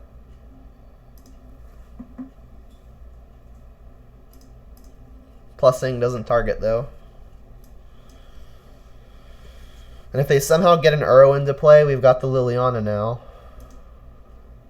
They discarded a Field of Ruin. That's a little strange, because like Ravine is our threat. We've got the Renin 6 to buy it back, but the turn we buy back the Ravine, we can't actually attack until the following turn. And it'd be much smaller too. Found the Uro, huh? Ashiok. That doesn't actually matter other than getting rid of our Mire. They're trying to find Uro. We've got rid of 2 already, because we Cling to Dust and then escaped Cling to Dust. Cling to Dust, very good here. We would have died a long time ago without that Cling.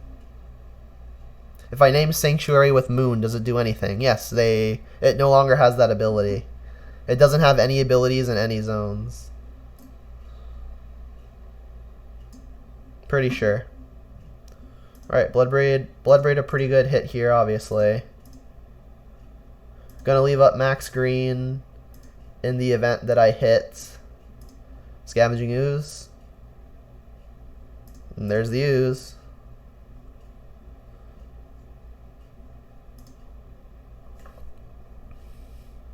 Alright, and then I still don't want them to find the Uro, so I can attack it for 3 and then ping it with Renin 6.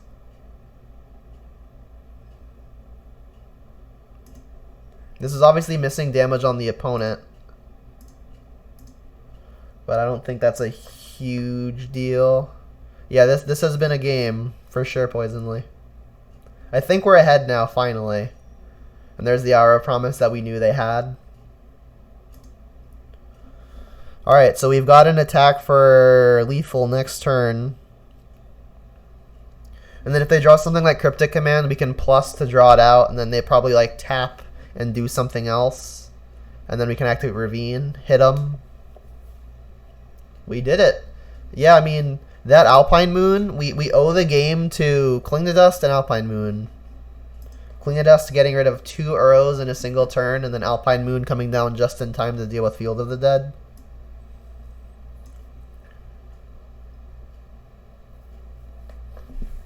I don't really see reason to change anything.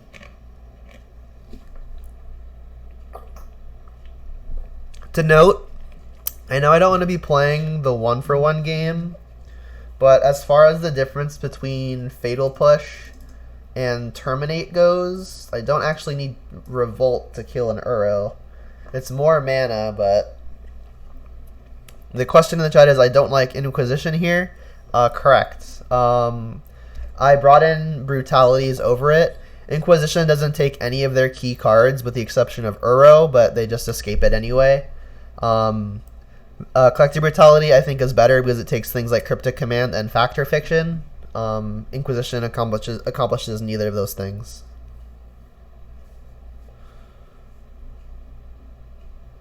Also, Collective Brutality also takes Hour of Promise, which we now know they're playing.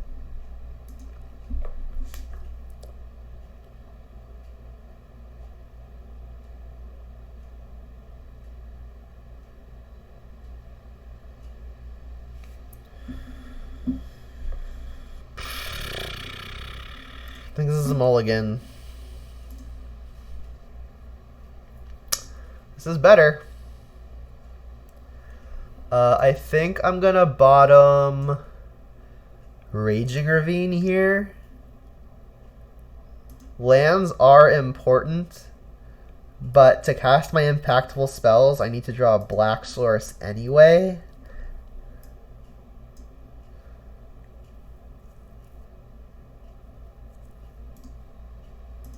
They mulligan too, so that's good news.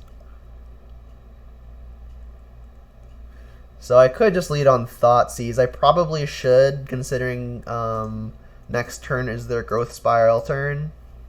And I wouldn't mind taking a Growth Spiral. Alright, let's just get the Cryptic out of here. They have the Uro, but we've got a Spell Bomb. We'd really love to see a black source. I think their hand is beatable. Like we could still just like lose to a Field of the Dead. All right, so black source great here, obviously. Let's play the Spell Bomb. And then in the off chance we want to sacrifice it this turn, I'll play the black source as opposed to getting Stomping Ground down. I don't think my life total is going to mean a whole lot, but getting this card probably will. I mean, they'd have to do something pretty drastic for me to want to pop this right now. Here comes Uro, I would assume. I mean, getting Uro down is probably reason enough to just fire off the Spell Bomb. And I do want to get the card out of it. It could be pretty risky if they have means of escaping their Uro as early as their next turn when I want to get a Planeswalker down. And I want to ensure that I get the card out of this. So this makes me pretty happy that I played Peatland as opposed to getting Stomping Ground painlessly. And they didn't play Forest. Interesting. So that tells us two things. One, that we now have extra information, but also they don't have Veil of Summer now. There's the moon. Alright, so we're doing well. Alright, so now I have to figure out what's more important between getting the Ashiok down as card advantage, or the Liliana down as card advantage, or getting the Ashiok down. I think I want to get the Ashiok down. They've demonstrated that they're playing Hour of Promise and a bunch of other stuff like that. And they're playing Sultai, so they don't have anything like lightning bolt to kill the Ashiok, I think I'm good to start working on them. This will be good if we can find their Field of the Deads and stuff like that. So there's the forest.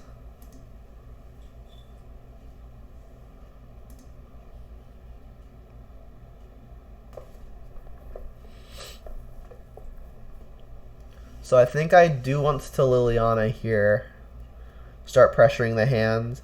This is kind of a weird spot because if the Liliana resolves and the plus succeeds, I want whatever they discard to be also exiled with the Ashiok. But if I Liliana first, they might counterbalance the Ashiok, which means I won't get an activation off of it.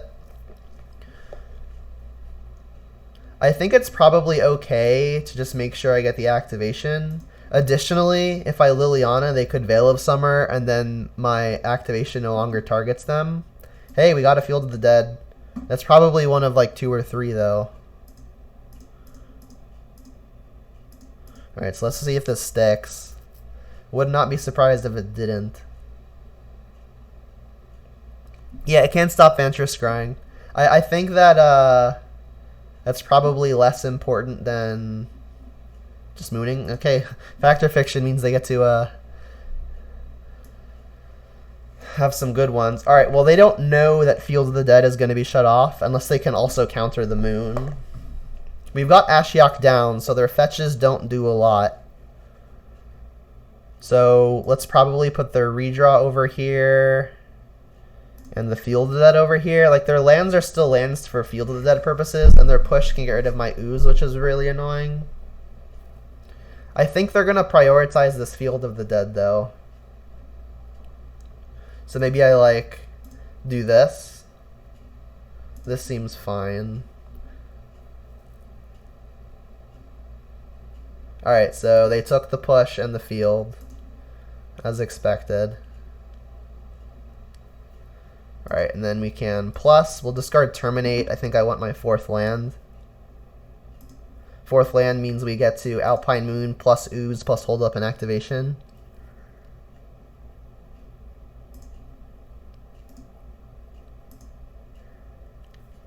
So there's 1 card we don't know about to be 2. I'm just going to really hope that the 2 cards that they've got aren't answers to the moon.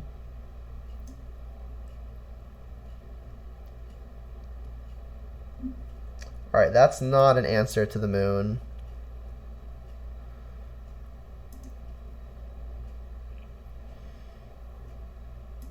Untap your lands. Alright, this is going to be a close game. I need pressure too. I've got the ooze. There's more. Alright, so I have to figure out how I want to sequence these. I think I'm going to start with plus. I'll ditch the ooze.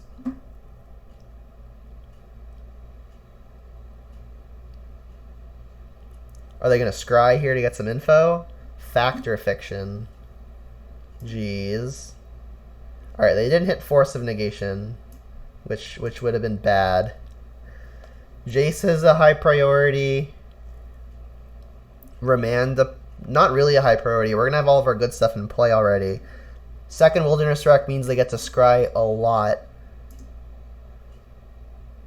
It's probably this.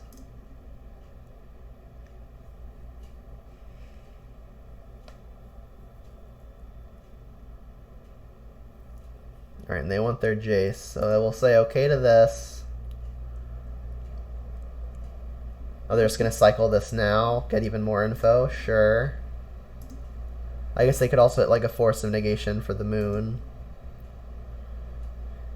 Is it crazy to want to discard the Bloodbraid? It's just like the Bloodbraid has haste to attack the Jace, whereas Ooze doesn't. This means I'm not doing anything else this turn. But I think Bloodbraid on average is going to be better.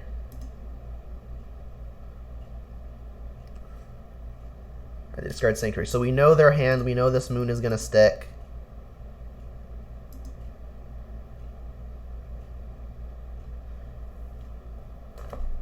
Field of the Dead. Okay. Then we'll minus. Target you.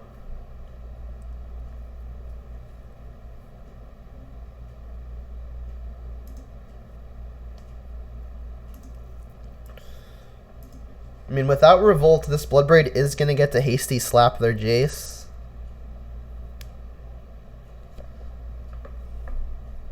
I hope it does, because otherwise this Jace could end up being problematic. They brainstorm. Alright, so I mean it's within strike distance of the Bloodbraid.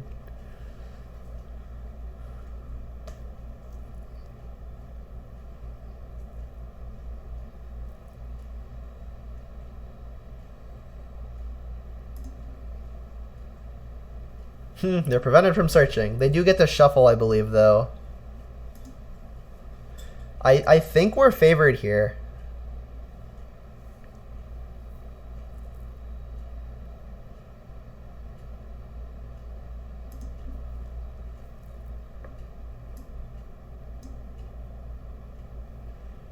This window isn't as important. I'll close it a little bit. Alright, let's see bottom bottom. This is a nice little combo. They do go bottom bottom. Alright, not going to sack my land because I want the Bloodbraid to actually have lands to get casted. Alright, I could just lead on the Liliana Plus. That puts us within ultimate range. Let's do it.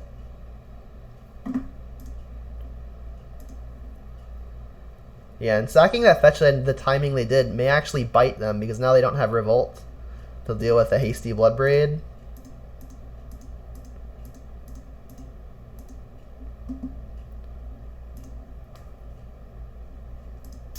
Alright, well, okay, so we have the high-risk line of killing both of their permanents. It's kind of a disaster if they get to draw a card again. I think I'm just going to make sure this Jace dies.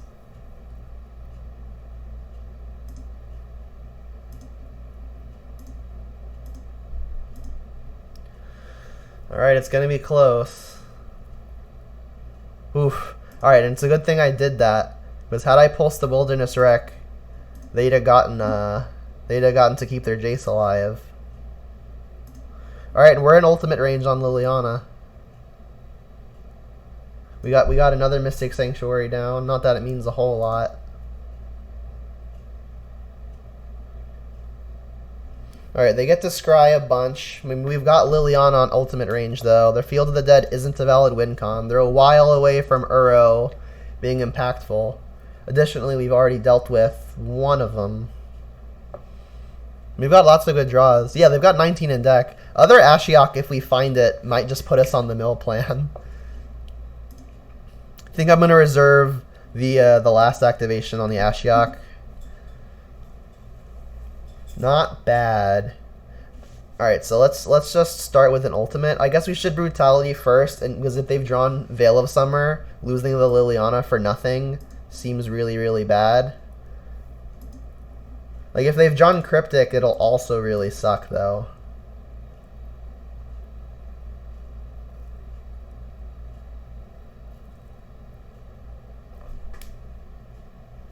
Good job, me.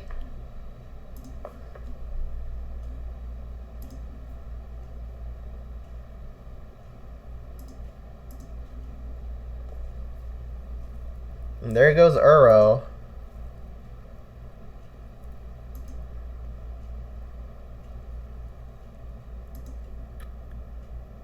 Yeah, Cryptic would have been really bad because they can bounce the Liliana in response to a plus, and then we're forced to discard it. Alright, unless they're playing Thought Scour, which they haven't demonstrated that they are, they can't escape this Uro pretty much no matter what.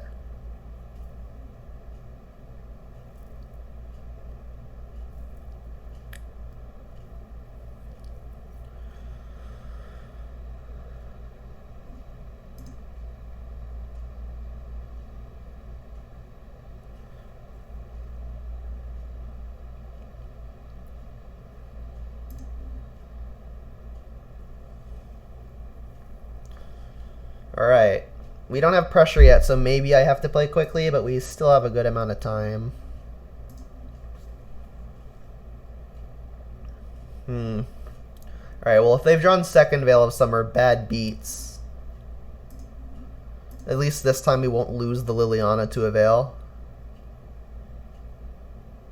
Alright, it worked.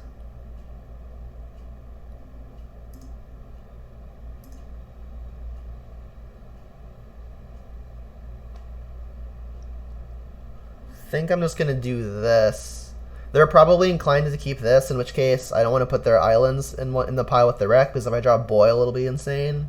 Definitely not putting these two together.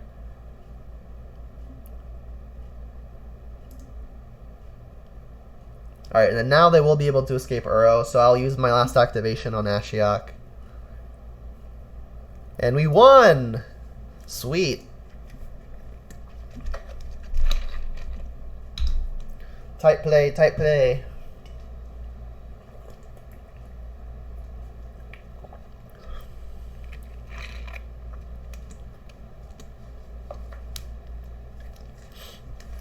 Pretty fun so far.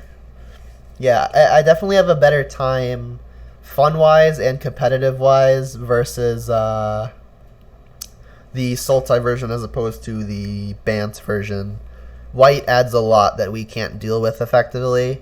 Like, Path to Exile and Teferi Time Raveler alone are enough to make me want to tap out. You're going to play this list tomorrow? I don't think it has a good Uro matchup, but like I said, I think it definitely gets better sideboarded. Like you saw, I sideboarded in 12 cards there, and I had cards that I was willing to take out, like for all of them. You mean the 60? Okay.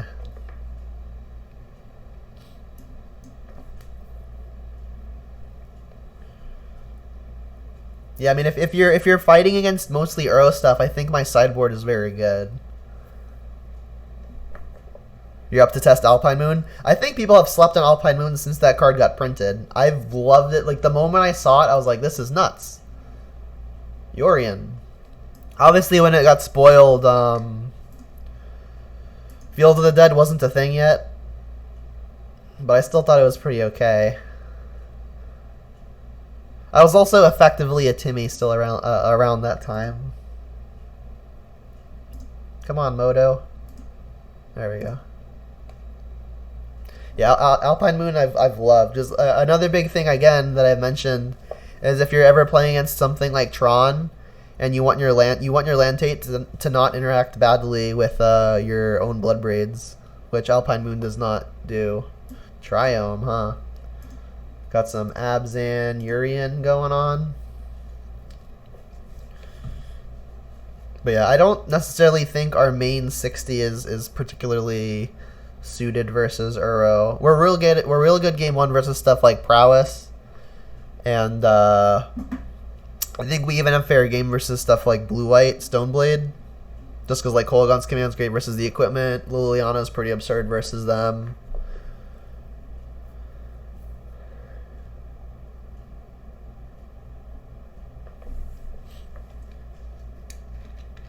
What makes me say that we're good versus Prowess? We have hard to deal with threats in Tarmogoyf and Bloodbraid Elf, and our removal is really good versus all of the early creatures. Terminates as well, yeah.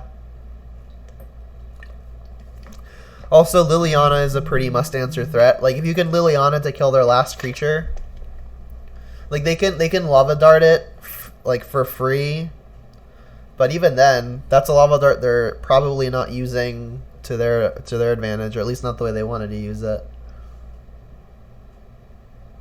But yeah, we just have lots of cheaper interaction, and then our threats just get bigger than theirs do. So like when it comes to a top deck war, and if we've stabilized at like 8 or higher, usually our first threat will be bigger than all of their first threats. I think I've had the most success playing against Prowess decks with the control deck mindset. So like if I've got like removal Tarmogoyf, I'll go like removal your first thing, kill your first thing, and then even if the board is empty and I have the option to play second Tarmogoyf, sometimes I think I've just like held up removal and passed again. All right, we'll bolt that. Because like on turn 3 you can play your Goyf and remove their thing, but if they play something big, or if they go like creature, and then you untap with one removal spell and a Goyf in play, and they've got multiple stuff, then they go off with a bunch of spells, you could fall behind very quickly, even with a blocker, because their attackers will just outsize your Goyf. What do I think about Thrun versus an Uro field? I mean, it dies to Field of the Dead, or at least it doesn't have a good time versus Field of the Dead. Like, sure, you can dump mana to regenerate it, but I don't think that's a long run strategy.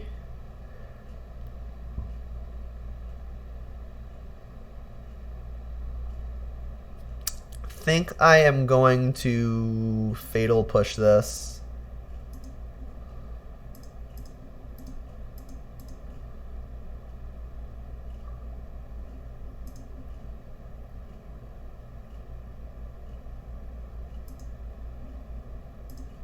This will be a Blood Crypt, so I want the double black for the Lilianas. Should probably pay attention to what they got. Batterskull, surprise.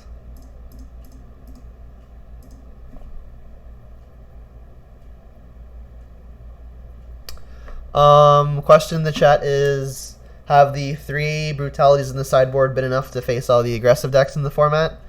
I think so. As it stands, I think our main deck is configured pretty well to beat them, just because most of the time the bulk of their damage is dealt by creatures, and we're pretty good versus creatures. So I don't think we need a whole lot of extra help to deal with that. This Liliana is on the brutal side. If we draw a land here, I think I'm going to Kolaghan's Command, buy back Goyf, shock the Liliana. The opponent's deck looks pretty sweet. Yikes. Alright, let's just bolt this thing now then. Got some kind of Abzan pile with Yorion in it.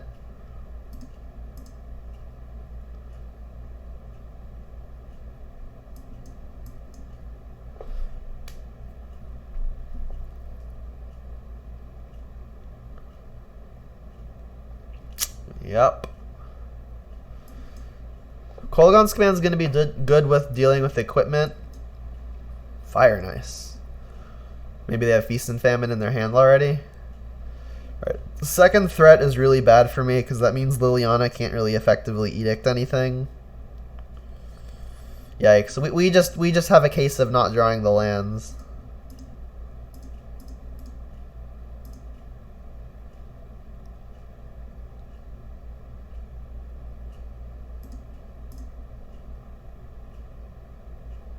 They can just go sword and equip.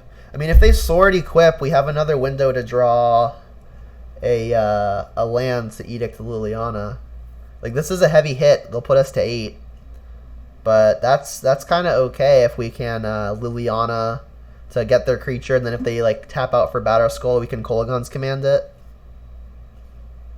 So if we hit a land exactly now, an untapped land, let me specify. Nope. Like, I can Goyf to block, but I'm just not beating this anymore. It's a chump block. Like, they're just abyssing me now. Until I can get the Liliana. Clothis, Ashiok, Nile Spellbomb. Do I want to bring in Plague Engineer for potential Lingering Souls? Probably. That card is so good versus me. It also makes my Goyfs larger than their Goyfs, which isn't nothing. Gonna cut all the hand disruptions. They are terrible top decks. And then one more. Like a Goyf. Pretty sure this is how I sideboarded round 2 versus the Abzan player.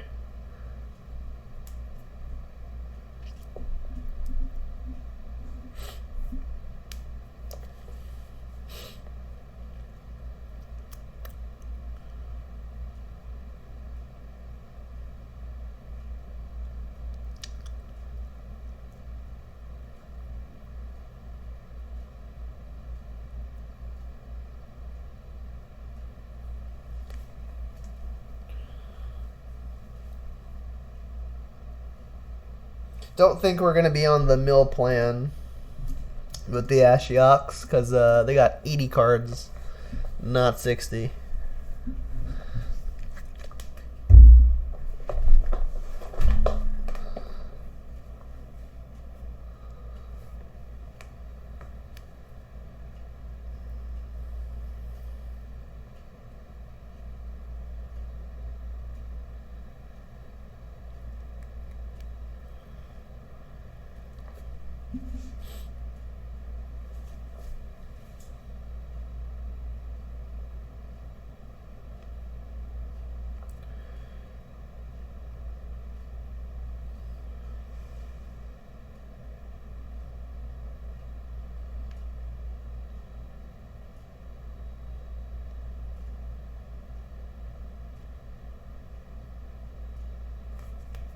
Let us go first, please.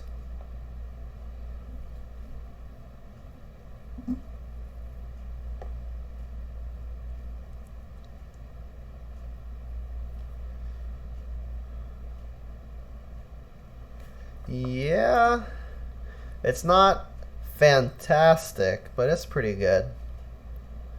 I'm gonna Ravine first. I know this means we're not playing Spellbomb, but Ravine is gonna be pretty bad play, getting played on either turns 3 or 4 because we want to curve Liliana into Bloodbraid.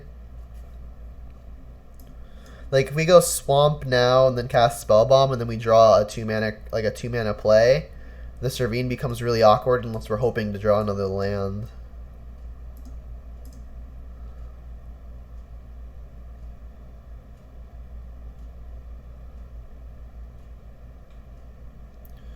They kept in Inquisitions and Thoughtseizes? Why? I don't understand why people do this. And I feel like they're always good against me too, because they always only draw them and cast them in the first 3 turns. There goes Bloodbraid, right? You think a lot of people keep this in? I don't know why. I always draw them in the top deck war and they feel terrible. Yeah, I don't. People never get punished. Like I know Reduke is another proponent of not keeping them in.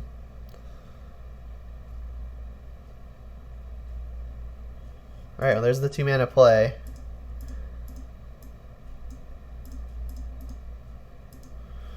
Which in theory would have made our Ravine on turn 1 a good play over the Spellbomb. But we no longer have a 3-mana play. You're gonna do it again? Okay, just a push.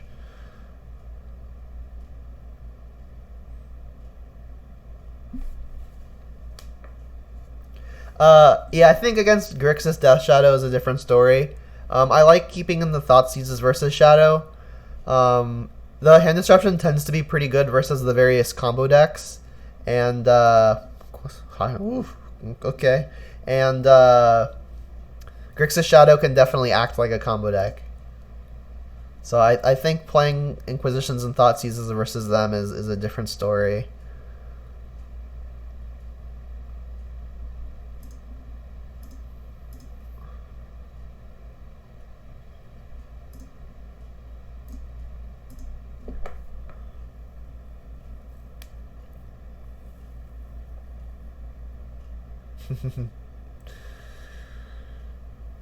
Garbage deck that surprises, but that grinds better than Jund. I mean, the issue with Jund is that lots of the shenanigans decks can beat it. Like Jund is probably best in my opinion when you've got a very defined field and you can tune your deck and your sideboard to beat that defined field. But if the field is full of just random gobbledygook, then you're going to have a hard time.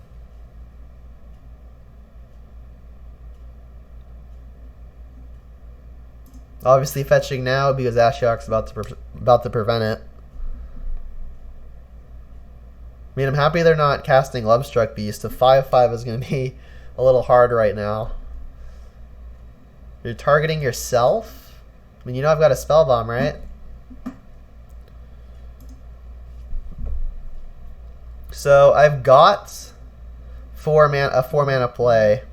So I think I'll just wait on the Spellbomb. They haven't actually hit anything meaningful yet. So let's wait on that.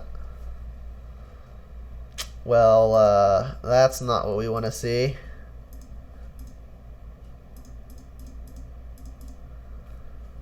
Come on, Renin 6. How about my own Ashiok?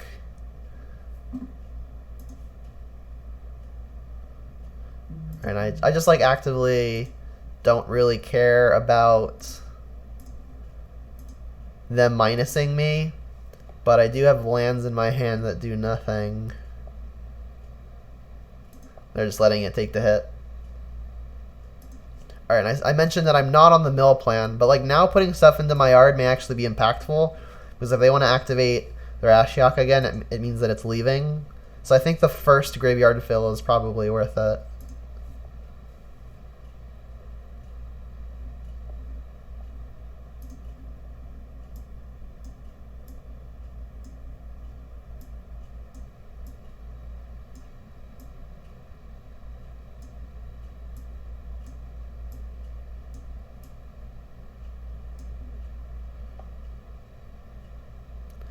Got the Liliana again.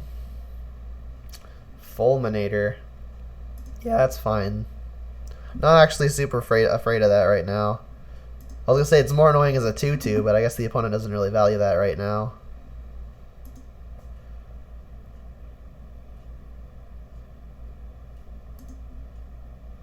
Alright, not gonna play the land before attacking. I guess now it really doesn't matter. I think I want the push to kill the 5/5 though. So let's just attack the Ashiok again. They may even block now, but that means their 5/5 isn't attacking.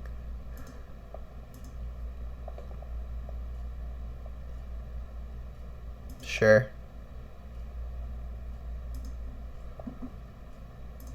Alright, and then I am aware that sacrificing fetch land to kill their beast means I'm not going to be able to search. But it does enable revolt. I mean, popping Spellbomb also enables revolt. I was hoping to actually get something more meaningful with it though.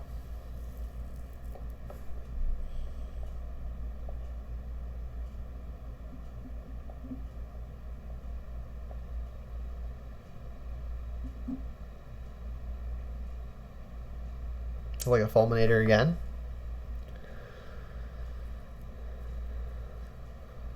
I guess it's more likely Liliana.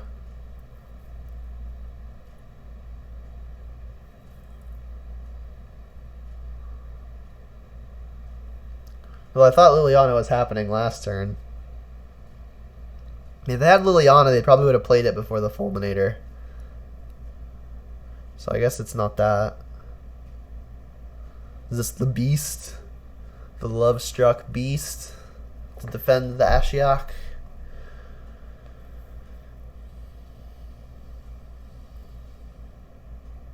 It is another Fulminator. Yeah.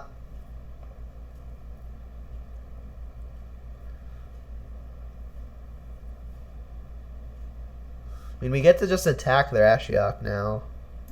I was going to say, unless they leave it in play.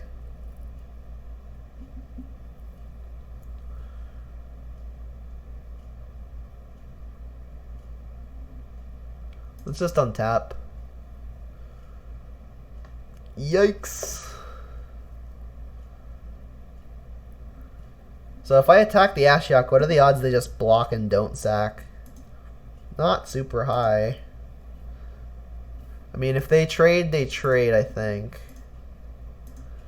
I think I really need to save the push for the beast, although the beast can't attack.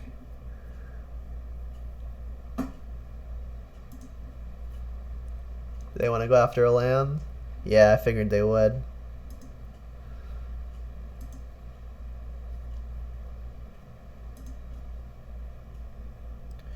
Let's play a Verdant.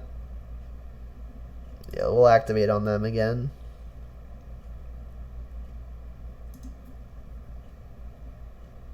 See if we hit anything cool. Path the push and a Goyf. Not the worst.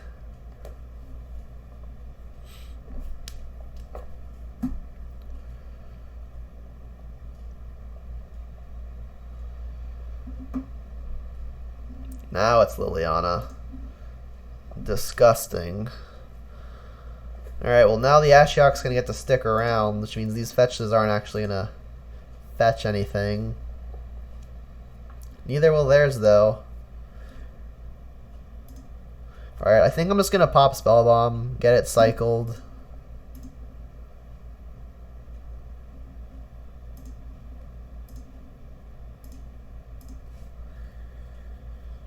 Don't have any red.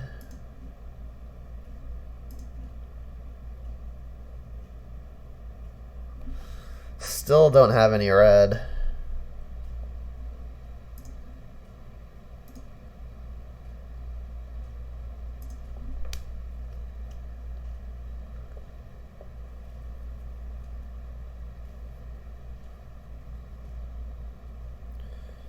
They can just cast Yorion next turn. Or this Love-Struck Beast now.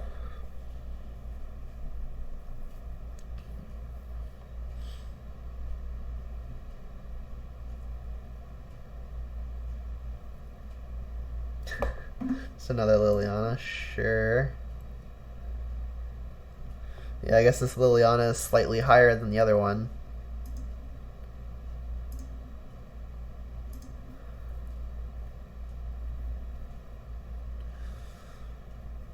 This Liliana is going to be also pretty hard to beat, unfortunately.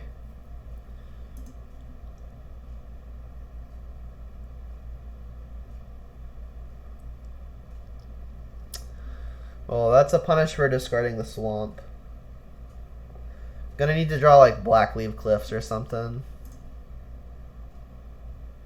I guess Blood Crypt's gone, Stomping Ground is gone. No, it's not. Alright, so Ravine is good, Stomping Ground is good, Stomping Ground is good. All of the Blackleaf Cliffs are good.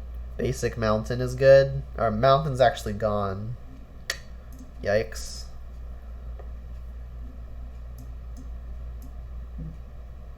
I think we're dead now.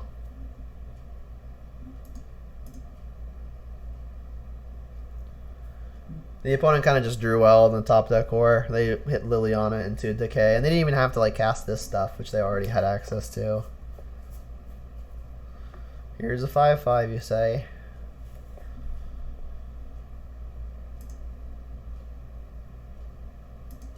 Alright, well we can push this thing. We've already got Revolt because they killed our Liliana.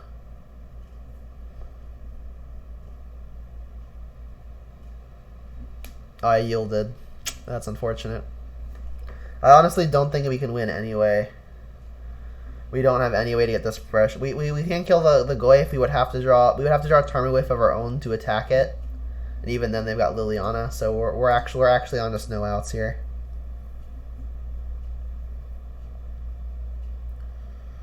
Darn. Alright, well we got one more. One more to redeem ourselves.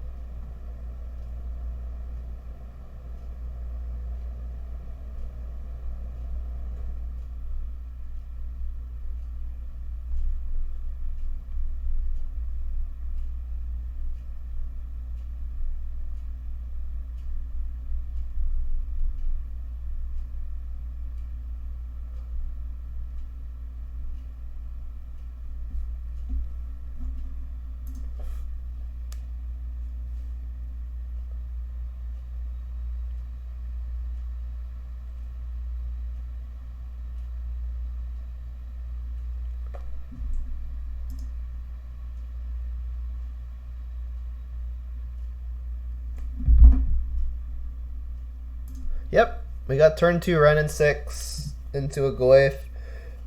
Being on the play makes me a little bit more confident with this hand. I think I'd be pretty concerned if I were on the draw. It's just Kling isn't actually guaranteed to do anything interactive. Ooh, Goblin Guide, huh? Alright, well then Kling's going to gain some life at least. I'll use this as a sort of scry. There's an Inquisition on top. I think I'm kind of happy with Inquisition. So I can draw Inquisition, get basic Swamp, Inquisition them. That's actually probably not good enough. This will get Overgrown Tomb into Mountain.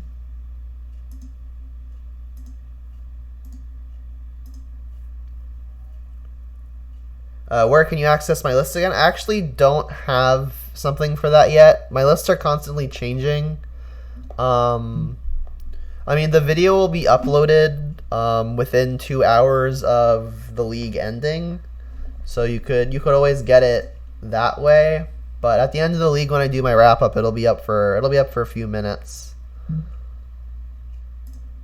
right, let's play Goyf, and I know Goyf can get bolted here, but we've got a backup. And then bolting the Goyf is kind of like gaining 3.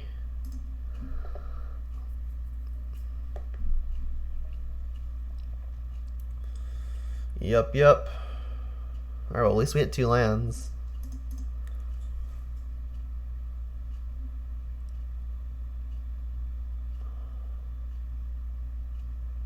Yeah. Alright, so at least second Goyf can start stonewalling. I have to think about what I want to get land-wise. I think what I'm going to do is get basic swamp and just like clink my own Goyf as a way of gaining 3. That, however, does mean that Goyf shrinks. So let's just play this and pass, and then we'll hope to surprise them with the gain 3.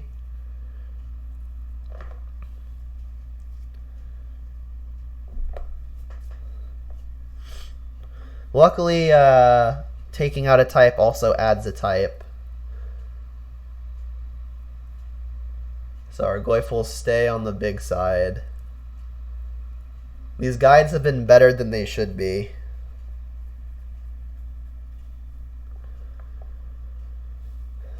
Swift Spear, yep. Rift Bolt, okay. So are they just going to attack all? I mean, these creatures don't do much for much longer. No attack at all? That seems good for me. Alright, so let's cling. Gain 3. Goyf shrinks, but then also grows. Bolt not bad, but I think I want to start pulling ahead on board. If this hits a removal spell, it's going to be very good for me. Like, Liliana would be kind of perfect here, because it could pressure their hand in addition to cantripping. Alright, well, second cling, not great. Let's just hit a land. Cantrip it. Alright, ooze, fine. Pass.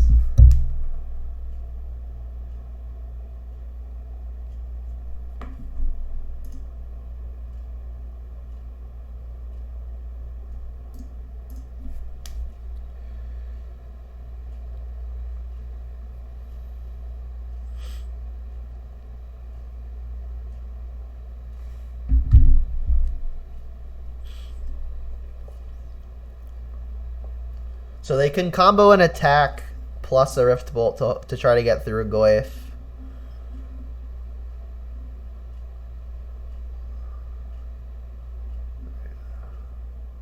We got a Terminate on top.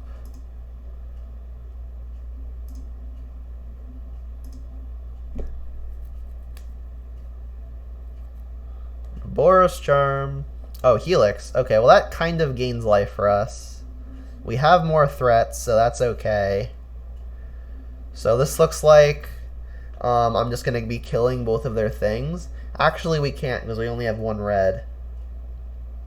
So I guess I'm going to play Ooze. Hope they can't kill that too. I can eat something and then block. Alright, so let's play Ooze now. And then they could be playing something like Skullcrack, so let's just gain the life now. We want to do this no matter what because this makes it an effective blocker. Luckily, we can still keep up a bolt.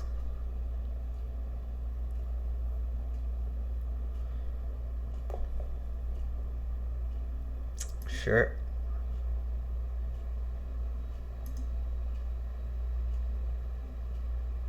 Alright, this is happening no matter what. So let's just do it.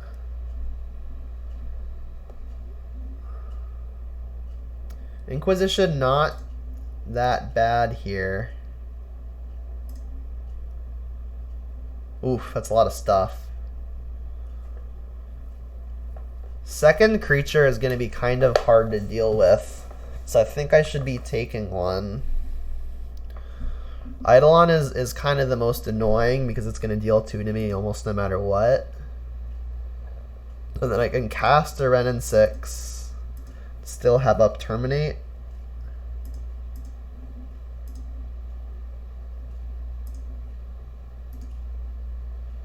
And then next turn, if I really want, I can double Ren and 6 ping to get rid of a second creature.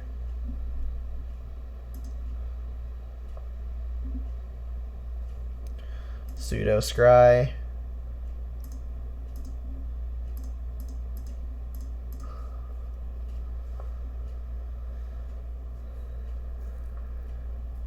Rift Bolt. Swift Spear, yep. Alright, so their hand is Skewer. I think I'm okay losing one more life. We've got lots of red. Let's get Overgrown Tomb, I guess. It's that or Stomping Ground. We've got enough black. Let's just get the Stomping Ground.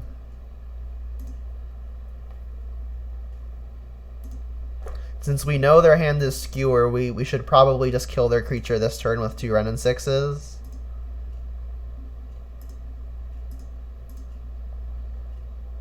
Let's keep you. Kill that. And then I guess we're just going to Cling to Dust, which we should probably just do now in case they draw something stupid like Skullcrack.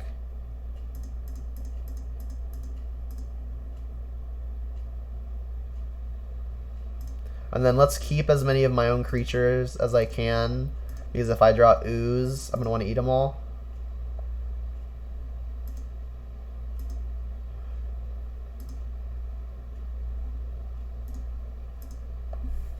Alright, so we are at a virtual 6, which means we're dead to 2 good draws in a row.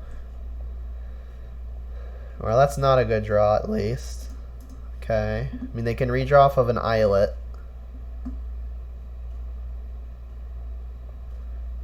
Could have been worse. I think I want to get Liliana down. So here's the thing. I don't think there's a huge difference between 6 and 5. I think if we get the Liliana down, sacrifice Mire, and then attack with Ravine, that's probably good. If they have Eidolon or something, we can kill it painlessly.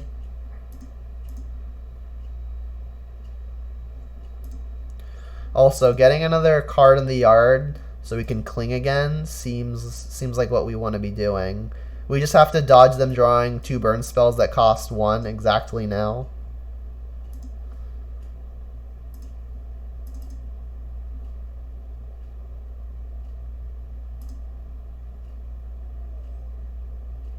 And then I'm not going to plus because I want the cards in the yard.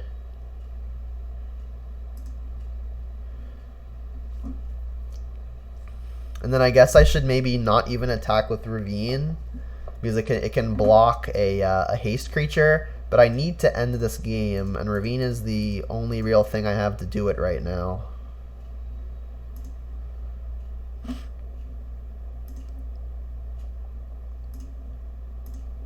This also gets it out of bolt range, while I know they can't bolt it.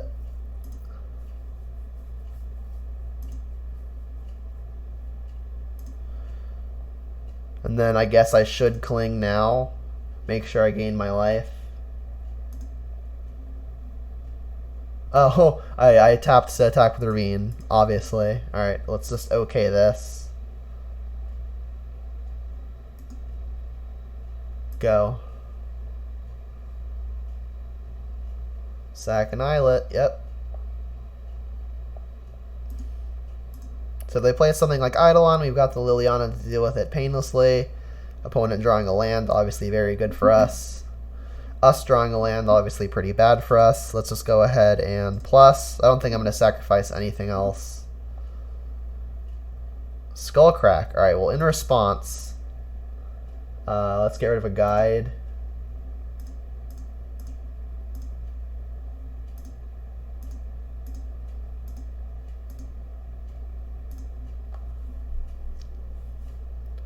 We go to 5 again.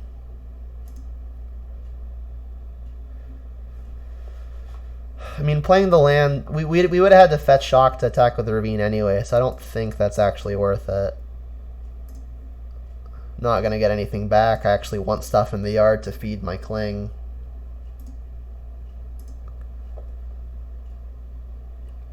Alright, we're at 2. This would have been a good turn for an Ooze. Now we just have to hope they keep bricking.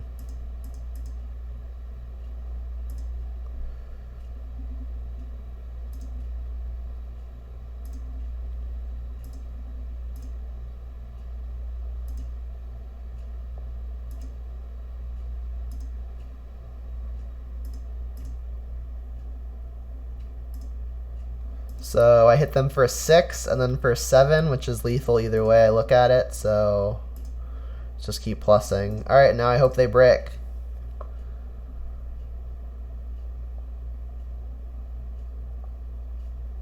Doesn't look like they do, though. Unfortunate.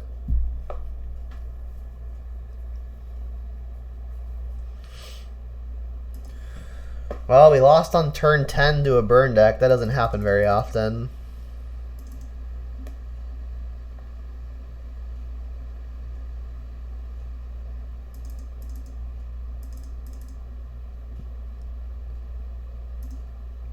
Oh, one extra. Oh, I thought I had all 3 brutality, and I guess not. That one.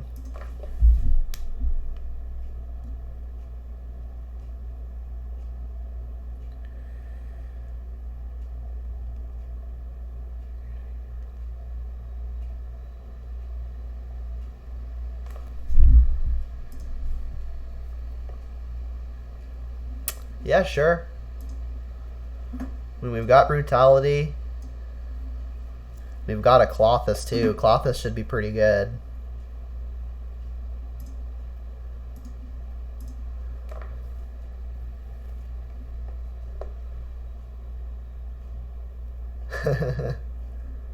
Guide. All right, so we get to use this as kind of a scry.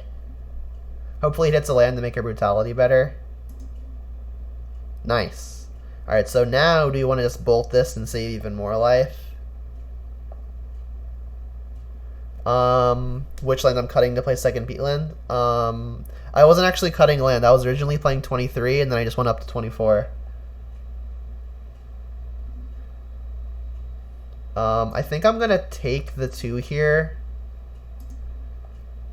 And then just escalate one more time.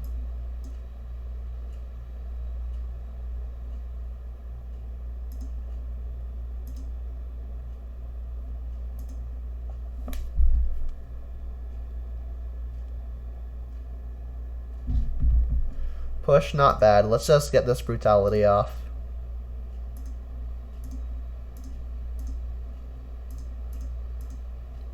And then honestly, I think I'm just going to discard the Kolaghan's commands. I think I want to keep the cheap interaction, and I'm definitely keeping Clothis. Well, they kept a 1-lander. I guess Skullcrack is going to be most annoying long run because it can interact with the Clothis.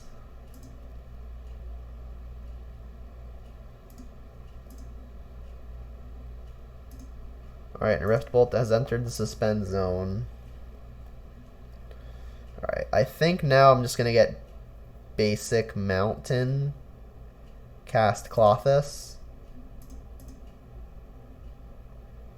You're playing my 60, let's go? Alright, cool. You'll have to let me know how you do.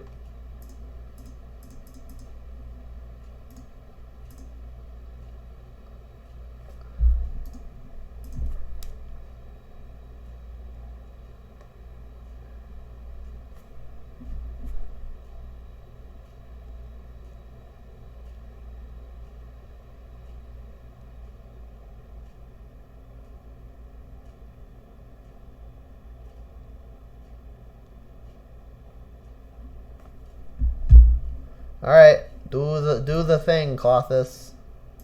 Gain 2. Hit you for 2. Alright, I'm just gonna ride this thing.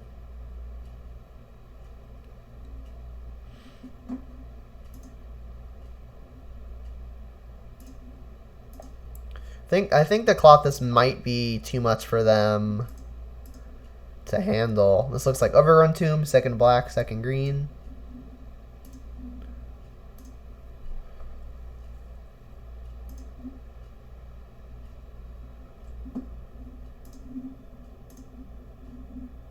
Not gonna eat creatures if I can avoid it, because if I draw an ooze, I'll want to keep on eating stuff.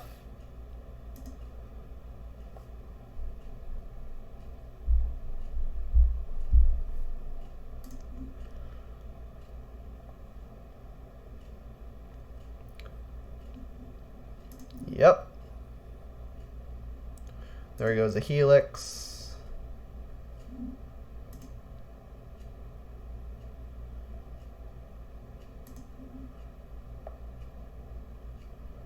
Cling gains more life. I guess that's another reason to not eat creatures.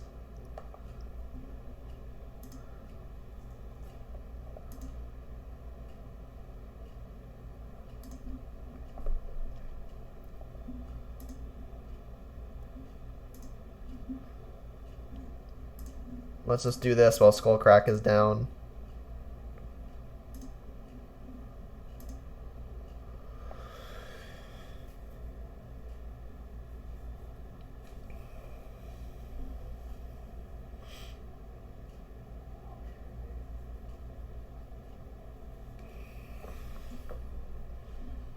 I mean, we have pretty much all the things we want in this matchup other than the Tarmogoyf. We've had the Cling, we've had the Brutality on 2, and we have the Clothis. Can't really activate Ravine because they'll bolt it.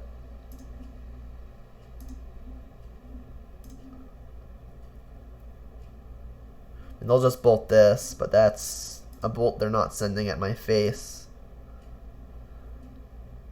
Also, no actual creatures to eat. Still think I wanted to cling the creature as opposed to eating it with ooze, as it nets me 2 more life.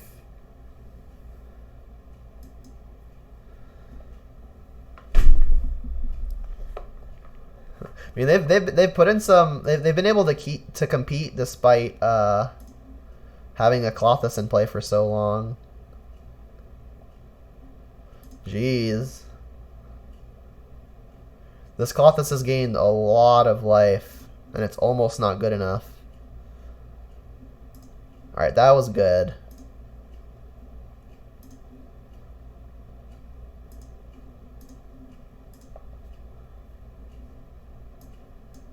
Alright, Guide we don't actually care about. Eidolon we would take damage to kill, so let's take the Eidolon.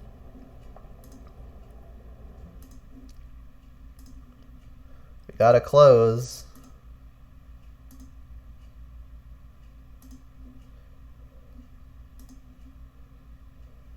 And now we should be good.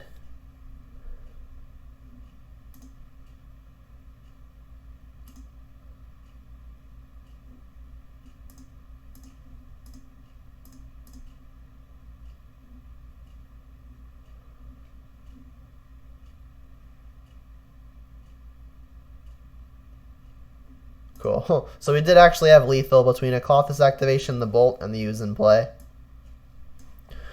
Alright, but now we have to be on the draw.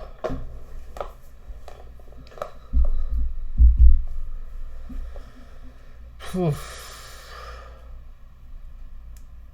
Not much I'd change. Not exactly a boil matchup.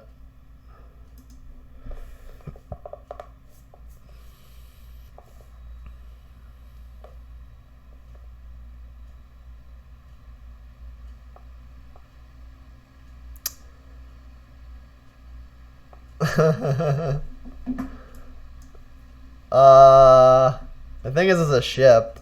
If we hit a land, that's pretty good. But, yeah, this feels bad to mulligan. Oh my god, this is somehow worse. I think we're keeping. Goyf is that good. We've got a Cling if we find a black mana. Liliana's double black, let's bottom that.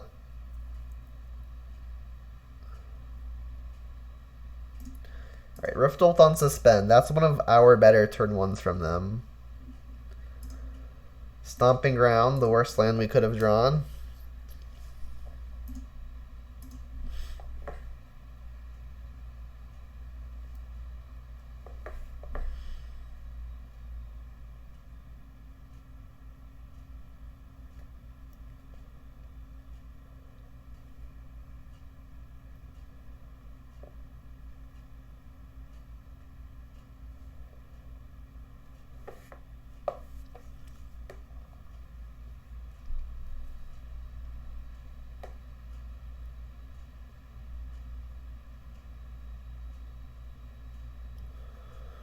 Let's draw Blackleaf Cliffs. Guide. Yeah. Alright, reveal Blackleaf Cliffs. Bloodbraid. I suppose. Another Rift Bolt. Yikes.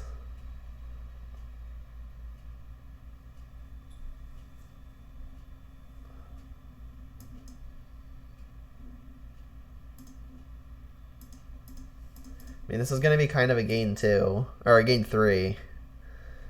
I'm not going to block the guide until this is a 2-3, but they can just Rift Bolt the Glyph. Which they are.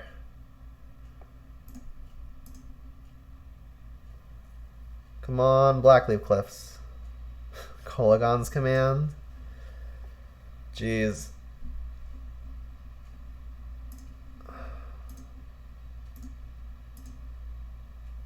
Wow, we just got color screwed out of it. I mean, we can't really keep that for a second because we only have 1 land. Like, sure, it had all of the brutalities in our deck, but it doesn't mean anything if we can't cast them. Alright, this is going to really have to reveal untap black for me to have a chance. That's tapped black. Alright, we can still draw untapped black. Yep. Need to draw untapped black.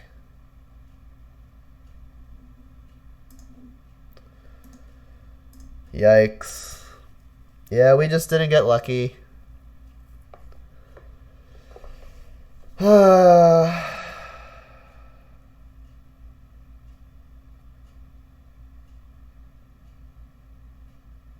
We're dead.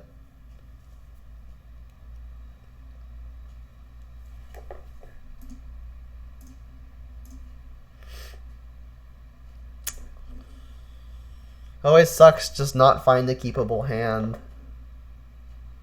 Alright, another 2-3. So this is the 3rd time I've played this list and they've all been 2-3s. I think the only match where we really got unlucky and it wasn't just our deck being bad versus the opposing deck was that last game of that last match. That's the only thing I can remember. I mean, the deck still just felt really, really good. But, I mean, that said, it can only feel so good and then still have the results that it's getting. I mean, I don't really have anything to say about specific cards that I haven't already said. Cling to Dust has still been excellent. I'm still happy with the split of bolts and pushes. Same with the Inquisitions and Thoughtseizes. Goyf has been good. Renin 6 has been good. Terminates have still been fine as Terminates. Haven't really wished I was able to like decay or trophy something when I had the Terminate in hand. Liliana's still fine. Like these removal spells still fine, and then Bloodbraid's still just like great at the top. So I mean, despite me being pretty confident in this list as far as traditional Jund goes, I haven't been having the results, which feels pretty bad. I mean, yeah, and the sideboard too. Everything's been performing as it's expected to. So I mean, yeah, not much to say other than I kind of feel like we had that last match stolen from us. We went really long game 1, but just didn't really find any closing power. And then game 2 we had infinite sideboard cards and they all did well. And then game 3 we mulliganed a high risk even lower reward. It was a high risk, high reward, but the risk was really, really high. Like we needed to hit exactly black land, and even after brutalitying some number of times, our only pressure was a 4-drop, which requires a lot of lands. So, I mean, other losses were to Bant Uro, which I think is just a pretty trashy matchup. And then we also lost to, I believe, Blue-White Stoneblade. Blue-White Stoneblade, I think we have a chance at winning, but we just didn't this time. Still, overall, really happy with the list. I think I'm going to put this exact list through probably one more league before making changes, because I don't think the results have really reflected what this deck is capable of. That said, I have made mistakes. I don't think a whole lot of very large mistakes. I think last league I made like one pretty big mistake, but everything else has been pretty minor. Defining minor as not game costing, where like minor mistakes could be potentially game costing, but like if you're already far enough ahead, it kind of doesn't matter. But yeah, happy with the list, not happy with the results. So I'm gonna put it through one more league, probably tomorrow, and then we'll just see if anything changes in terms of results. But until then, that's gonna be it for me tonight. If you're watching this currently on YouTube and you want to catch my recording sessions live, you can do so at Genderdome on Twitch. You can find the link for that in the description of the video that you're currently watching. If you're currently watching on Twitch and you want to watch any number of my already 21 uploaded Jund videos plus a few extras sprinkled in, you can do so at the YouTube channel that is linked to my biography of the channel you are currently watching. So if you just exit full screen and then scroll down a little bit, you'll see the link right there in front of you. So until next time, hope you have a good one, and see you later.